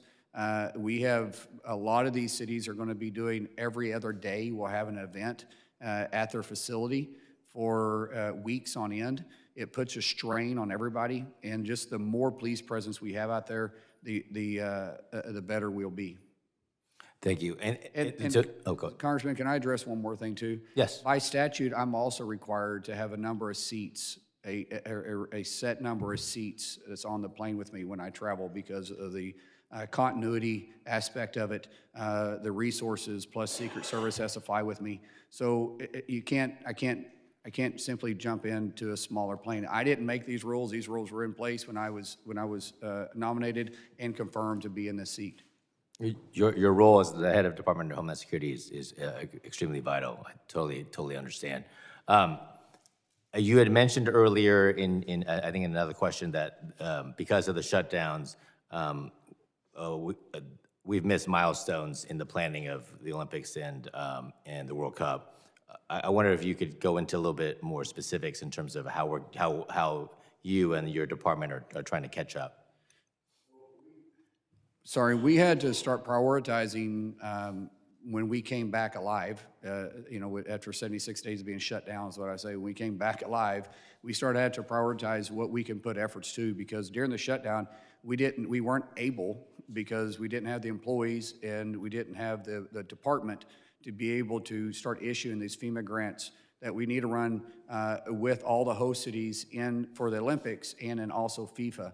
So when we came back alive, we had to start really focusing on FIFA because we were behind and those agencies were hurting for finances. We had to put all efforts into it. Now, we're caught up. Well, we're not totally caught up, Troy, but we're close to being caught up. And as soon as FIFA's over, which is the 19th of July, is that correct, sir? I think it's the 19th of July is or the 18th, one of the two of July, we will be able to start focusing on Olympics again. Yeah, just let me add too, we, in the last 3 weeks since Secretary has taken over, we've released $6 billion in FEMA, and a big part of that to get back out to the states because we were pent up with these shutdowns. And I'll also just add to this is that one of the hardest part is what we've had to piece together the big beautiful bill money and the appropriations. Something we really haven't talked a whole lot about today is FY27 and what we're doing here today.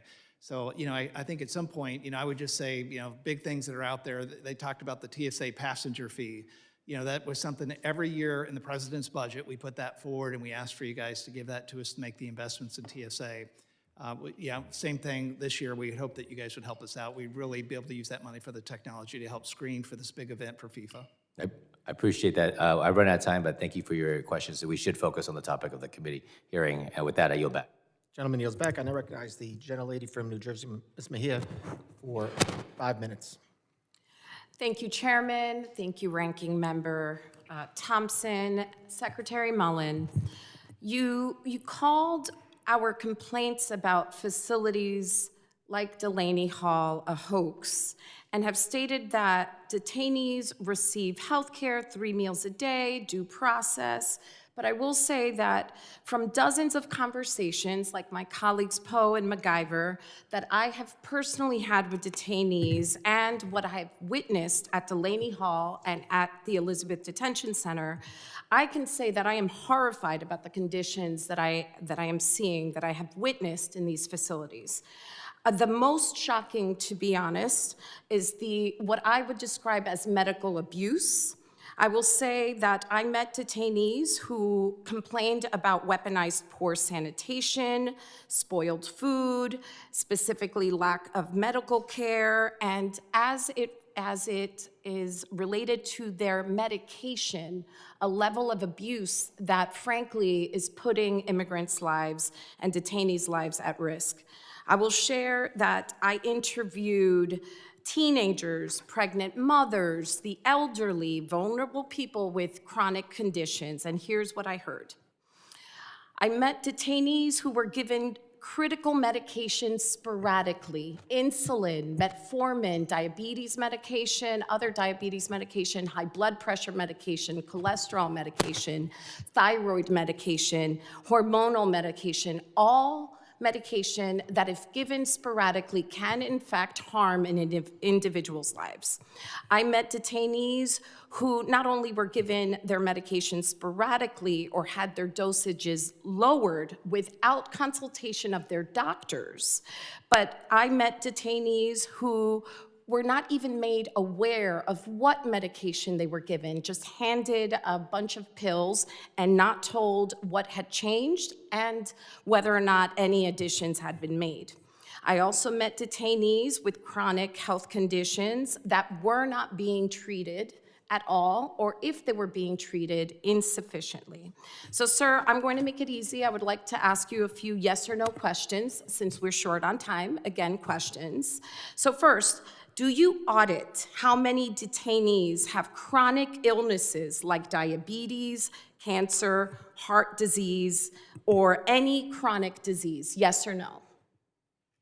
As I said before, we provide 2 times the medical personnel Yes or no, per sir, person because I'm than the short New on Jersey time. State Penitentiary does. So you do audit the I didn't say that. who's I impacted? don't know if we audit that specific issue. but Okay, we so are that's a constantly no. overseeing our Okay, I'm going to medical take that staff. as a no.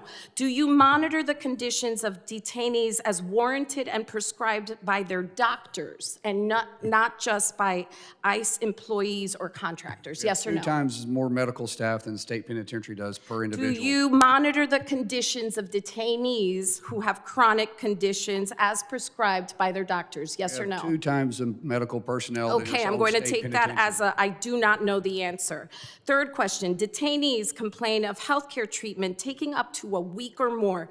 Do you audit or track how long it takes between complaining about a health condition and the time it takes to receive care? Yes or no? In the state penitentiary, a 48-hour We're not notice for talking about healthcare state goes penitentiaries, sir. 40 You do not 35% oversee. unanswered. I'm not speaking of state penitentiaries. I'm speaking of Delaney Hall Our and immigrant standards detention pass centers. and succeed your own state Okay, penitentiary so that you as pay I no attention understand to. it, yet again, the answer is I don't know.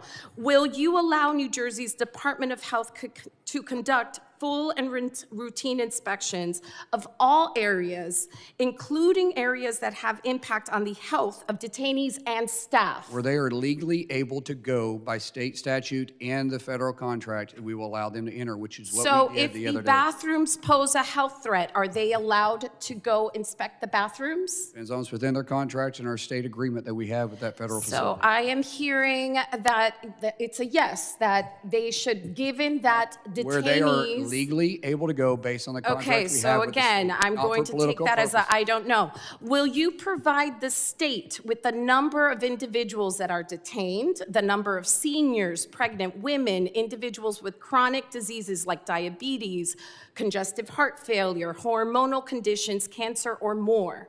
We are required to report. We will report. By the way, you made a statement about teenagers. I being out there. haven't We don't finished. hire. We You don't can hold add in a youth moment. there. Will you institute a no tolerance policy for retaliation against any detainee or staffer that is a whistleblower?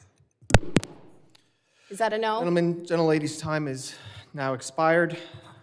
And I recognize the gentleman from Tennessee, Mr. Van Epps, for 5 minutes of questions. Thank you, Mr. Chairman, for convening this hearing today, and thank you, Secretary Mullin and Deputy Secretary Edgar, for joining us. You both lead one of the most critical components of our entire government. The men and women of the Department of Homeland Security devote every day to keeping Americans safe at home. And as a citizen and as a father, thank you for all you do. The first group of questions are on the alignment between DHS and local law enforcement. There's an opportunity to improve DHS intelligence and analysis, intel sharing with local law enforcement that we have worked on and you all are leading on, so that intelligence sharing is a two-way street. Can you discuss how your plan to consolidate INA with other offices to report directly to you will affect reporting structures and improve intel sharing, and how it will better enable DHS's relationship with local law enforcement who need actionable intelligence? Yes, we're trying to expand the 287G program to bring INA in to allow us to work and cooperate. We have a cooperation with where we reimburse for equipment, for overtime hours, for salaries, and that's from vehicles to drone defense, to everything in between, to be able to work with them, to train them on intelligence gatherings. There's a lot of small municipalities that doesn't have the ability to do so. If we're able to give a grant to them where they can hire somebody full-time, and then we're able to train them and then and bring them up for training facilities, that's what we're doing. We have the ability to do it in a small scale. If we can include it in the 287G program, it'd be extremely helpful. Great, thanks, sir. Next question. How is DHS working with fusion centers in every state to maximize communication, clarity, and effectiveness? And many fusion centers are heavily reliant on DHS grants for staffing.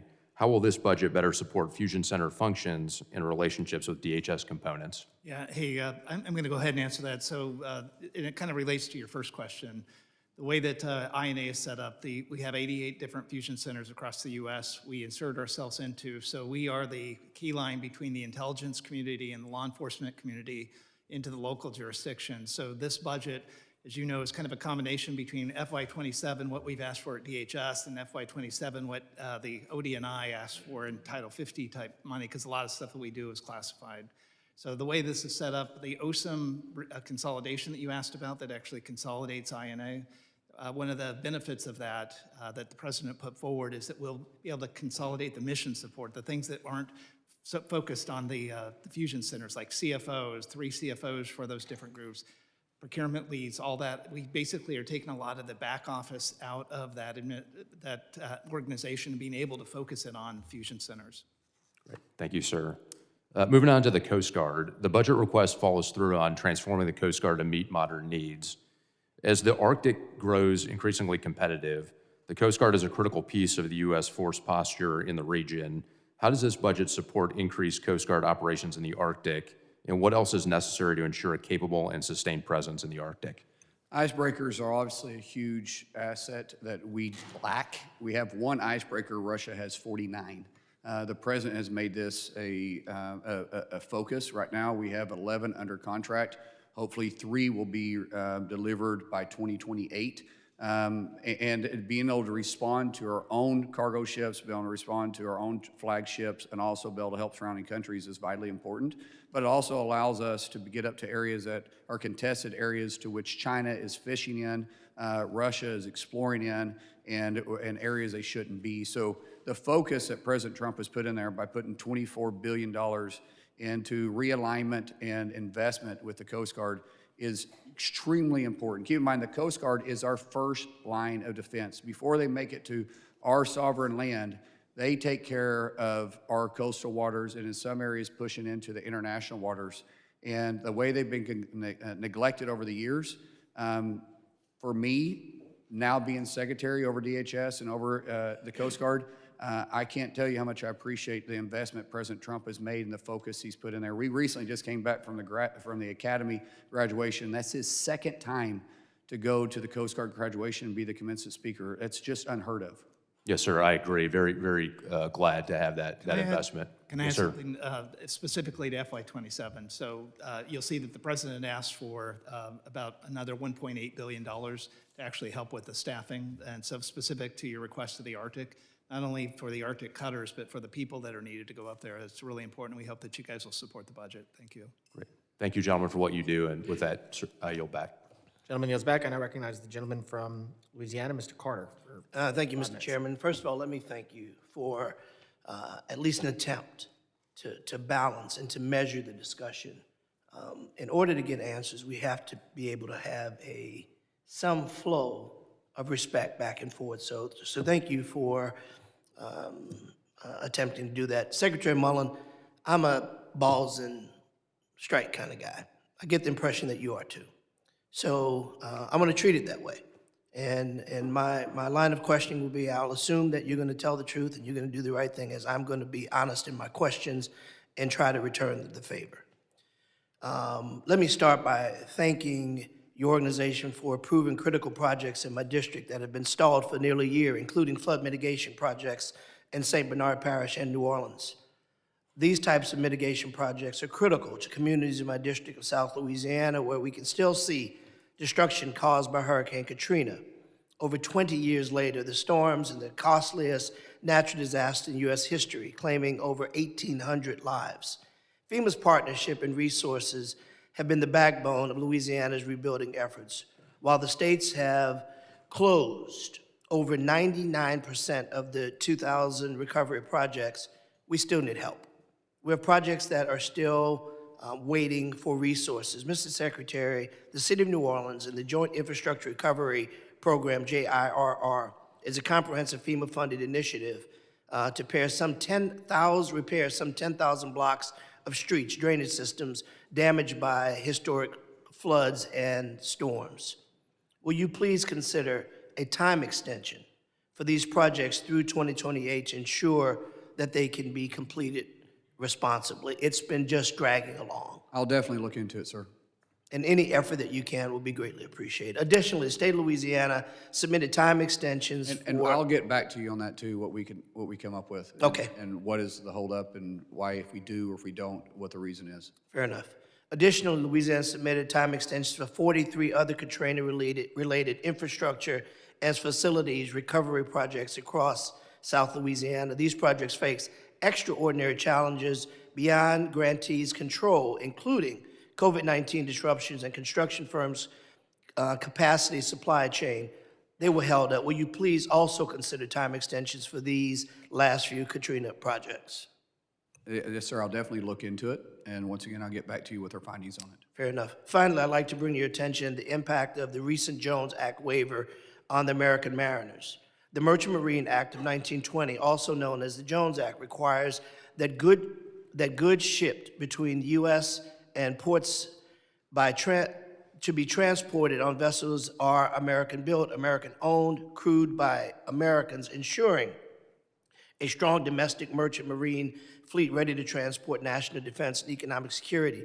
The current waiver, initially issued in March and subsequently extended in August, has resulted in the loss of millions of dollars to our domestic maritime industry, with work instead going to foreign flag vessels that undercut cheaper labor. Approximately 95% completed waiver voyages primarily benefit maritime operators that do not pay U.S. taxes or comply with the U.S. immigration laws. If there's time, if there's a way, can you assist with advancing issues to address these?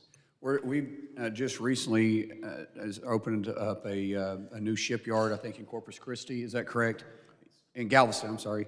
And what we've seen, sir, I haven't seen the millions of dollars lost because we're seeing that there was a huge backlog of product needing to move to the inland waters, and we didn't have the flagships, the vessels, and the crews to be able to get to them. And so right now, until we can get the ships built that can be flagged inside the United States, and we don't want to do any harm. The Jones Act, I have no issue with the Jones Act. Okay, with no disrespect, I have 43 seconds, and I think you've answered me, and I appreciate that. And notwithstanding, we can get into the particulars of if it was $1 million, it was 10 million, whatever. The reality is we need to make sure, and I think you'll agree, that we protect our American vessels. Agreed. To make sure that they're correct. The Jones Act is a way of doing that. Listen, it's been exhausting, very frankly, to hear my colleagues on the other side go back to Obama and Biden and Mayorkas.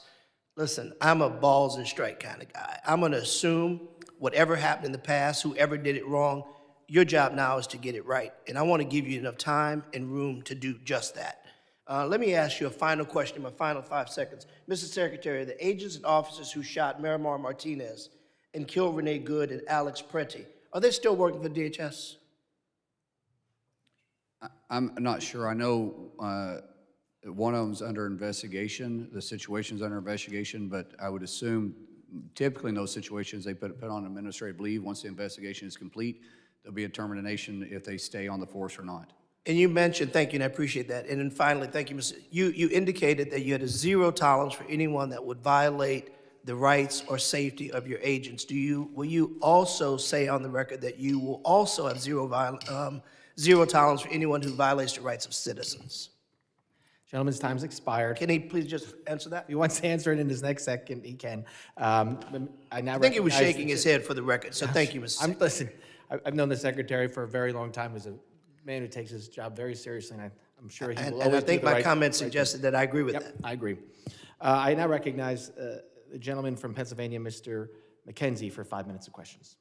Thank you, Chairman, and thank you to Secretary Mullin for joining us today. Appreciate you being here before the committee. I want to start by expressing my appreciation to your department and specifically FEMA for working with our Pennsylvania communities to recover millions of dollars of funding that they were owed from the COVID-19 pandemic. Earlier this year, I led an effort with several of my colleagues in our Pennsylvania delegation to advocate for the release of longstanding public assistance reimbursements that were owed to hospitals and health systems across Pennsylvania.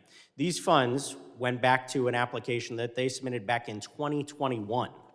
Ultimately, it ended up being $580 million of previously outstanding public assistance funding, over $103 million in support of hospitals and healthcare networks right in my Lehigh Valley and Pocono district.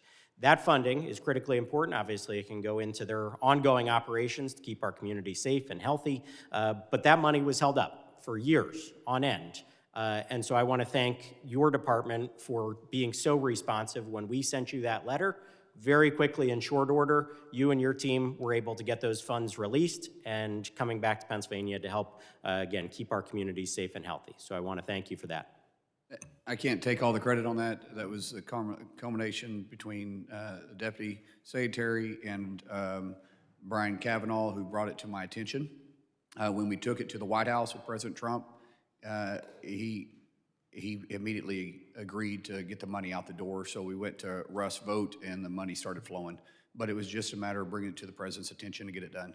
Well, we appreciate that because, again, hadn't happened for probably about 5 years that they were owed that funding. So appreciate you being so responsive in getting it out to everybody back in our communities that needs that assistance. To that end, I would like to look forward. What are we going to do to make sure that these types of hangups don't happen going forward with FEMA? So can we talk about fiscal year 26 preparedness grant cycle, how it's being administered, what you're seeing going forward so that hospitals, nonprofits, local governments, first responders, everybody else in our community doesn't experience this type of delay again? Unfortunately, with FEMA, we have an issue with our own bureaucracy. And we have a gentleman right now, Cameron, who has been nominated by the president that hopefully we get confirmed quick. The president is laser focused in FEMA and getting it working and streamlining, making sure the dollars get to the states faster instead of being held up in FEMA like this. And I appreciate that, but it's going to take some time. It's a huge agency.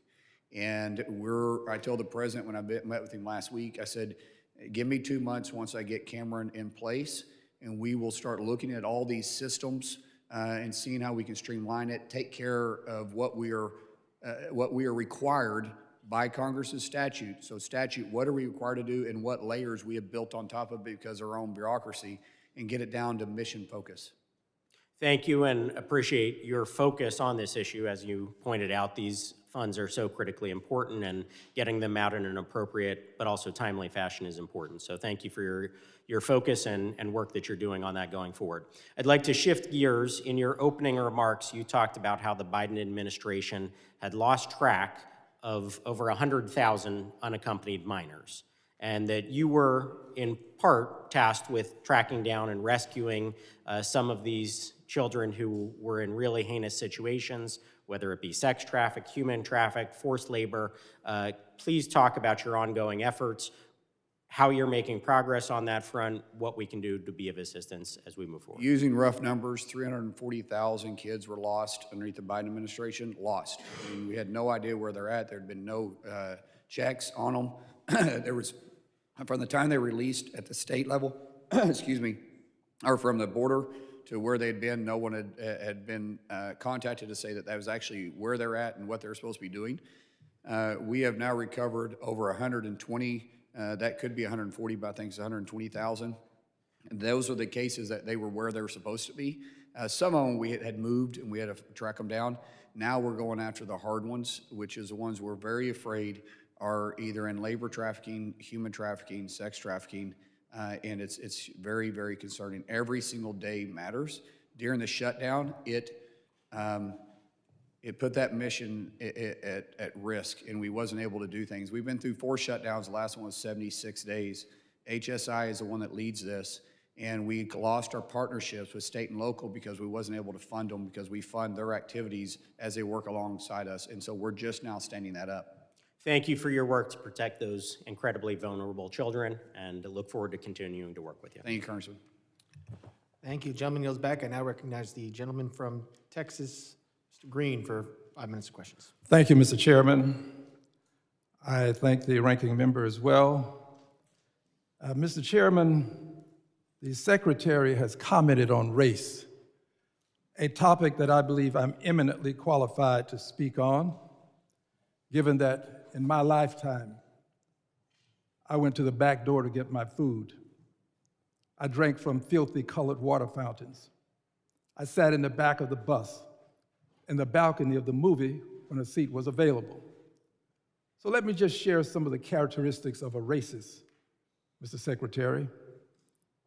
A racist will depict people of color as apes. The pictures have been blurred, but you know who they are. This is what a racist would do. And a racist wouldn't apologize after doing this. Mr. Secretary, that's what a racist would do. A racist, Mr. Secretary, would take offense at peaceful protest. You said you believe in peaceful protest. This was peaceful protest, Mr. Secretary. Racists take offense at peaceful protest. A racist, Mr. Secretary, would do what happened to Ruby. Are you calling me a racist? A racist. I'm asking a question. Reclaiming my time, asking to shut up. That's a pretty. Shut up. Shut up. Shut up. It's my time. I'm not going to let anybody call me a racist, Chairman. I never called him a racist. It's my time. It is, gentlemen, will suspend. You will not. Tell him to shut up. Gentlemen, suspend. No, the gentleman will suspend. No one will call me a racist. I'm Cherokee too. My family has been pretty tolerant. I ask that my time be restored. I ask that my time be restored. The clock has been stopped since I suspended the clock. I will continue to interrupt as long as someone's sitting there assuming I agree. calling me a racist. And as I said before, there will be no addressing anyone's character in a negative way. By the way, Mr. Green, I need you. When you're speaking, I need you to speak into the microphone because I can't hear you up here. But we will. Evidently, his constituents heard enough of him because they voted him out of office. Mr. Secretary, please. Again, we're almost done here today. Mr. Green, you can continue, but again, I will stop if this sounds like you are either directing that this secretary is a racist, or as well as the president or vice president, because we do know under our rules you cannot disparage a member of Congress or the president or the vice president. So I understand what you're trying to do. Be very careful because it is a violation of our committee rules to disparage another member, a witness, or the president or the vice president. Point of parliamentary inquiry. Mr. Chairman, when I'm speaking, I believe that the time belongs to me. I don't think that the secretary should interrupt me when I'm speaking. I have made very clear today that when the member has their time, it is their time. But again, I want to reiterate, it is a violation of House rules to make statements that might be personally offensive to the president or vice president. So we will let you continue with your time. Your time has stopped since I suspended the clock. But again, it is a violation. It is your time, sir. It is your time, I agree.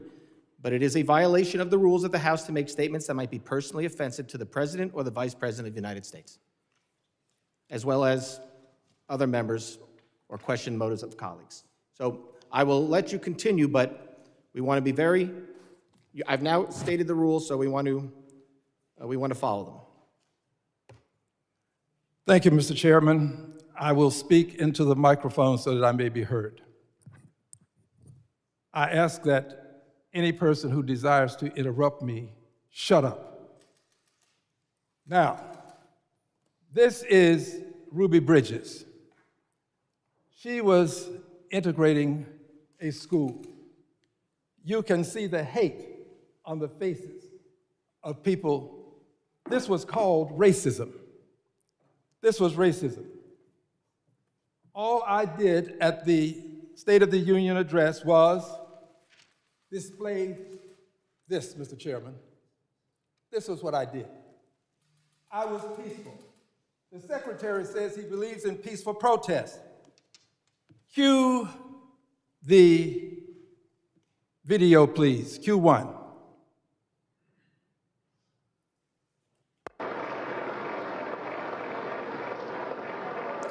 Freeze the frame, please. That, my friends, is the Secretary of Homeland Security. He traversed some distance to get to a peaceful protester and display his despicable behavior. Unbought, that's me. Unbossed, unafraid, that's me. And by the way, unelected, yes. Liberated, Democrat. You, sir, have engaged in despicable behavior. Now, let's just talk for a moment about this behavior. It's not the only time that you've behaved in a dastardly way. Cue the second video, please. Quit the tough guy act in these Senate hearings. You know where to find me, any place, anytime, cowboy. Sir, this is a time, this is a place. If you want to run your mouth, we can be two consenting adults. We can finish it here. Okay, that's fine. Perfect. You want to do it now? I'd love to do it right now. Well, stand your butt up then. You stand your butt up. Oh, hold on. Big Oh, guy. oh, stop it. Is that your Sorry. solution, every public? No, no, sit down. Sit down. Look at you. You know, you're a United States Senator. That was the Secretary of Homeland Security. The Secretary of Homeland Security concerns me because of his behavior as it relates to peaceful protest, as it relates to the way he chose to come over and with force address a peaceful protester. It concerns me because in that department, they have many people of color. I'm concerned about how they will be treated under the leadership of this Secretary of Homeland Security. I do not believe that he is qualified because he doesn't have the temperament to deal with people in a respectful way. I peacefully protested. I would do it again because I know the history of apes and how they have been used to demean people of color. Gentleman's time has expired. I recognize the ranking member for a unanimous consent request. Thank you very much, Mr. Chair. I ask unanimous consent to enter into the record the following. A bulletin from the Colorado Information Analysis Center warning that ICE recruitment materials could motivate white supremacist violence. A report from the Global Project Against Hate and Extremism that DHS continues to post white nationalist content on social media, and an article from the New York Times that DHS hired a social media manager with a history of making white nationalist posts. That objection, I recognize the gentleman from California for UC request. Thank you, Mr. Chairman. I have unanimous consent to submit for the record article, woman held by ICE for 25 days, despite evidence of citizenship, finally gets a U.S. passport. That objection. UC request. Recognize the gentleman from Texas for a unanimous consent request. That the posters in an appropriate size be placed in the record, and that a document indicating the percentage of persons of color in Homeland Security be added to the record as well. Without objection. Members of the committee may have some additional questions for the witnesses, and we'd like to ask the witnesses to respond to these in writing. Pursuant to Committee Rule 7E, the hearing record will be held open for 10 days. Without objection, the committee stands adjourned.